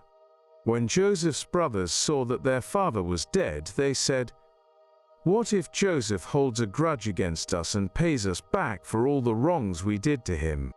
So they sent word to Joseph, saying, "Your father left these instructions before he died. This is what you are to say to Joseph: I ask you to forgive your brothers the sins and the wrongs they committed in treating you so badly. Now please forgive the sins of the servants of the God of your father." When their message came to him, Joseph wept. His brothers then came and threw themselves down before him. "We are your slaves," they said. But Joseph said to them, "Don't be afraid. Am I in the place of God? You intended to harm me, but God intended it for good, to accomplish what is now being done, the saving of many lives. So then, don't be afraid. I will provide for you and your children." And he reassured them and spoke kindly to them. Joseph stayed in Egypt, along with all his father's family. He lived 110 years and saw the third generation of Ephraim's children. Also the children of Machir son of Manasseh were placed at birth on Joseph's knees. Then Joseph said to his brothers, "I am about to die, but God will surely come to your aid and take you up out of this land to the land he promised on oath to Abraham, Isaac, and Jacob." And Joseph made the Israelites swear an oath and said, "God will surely come to your aid, and then you must carry my bones up from this place." So Joseph died at the age of 110. And after they embalmed him, he was placed in a coffin in Egypt.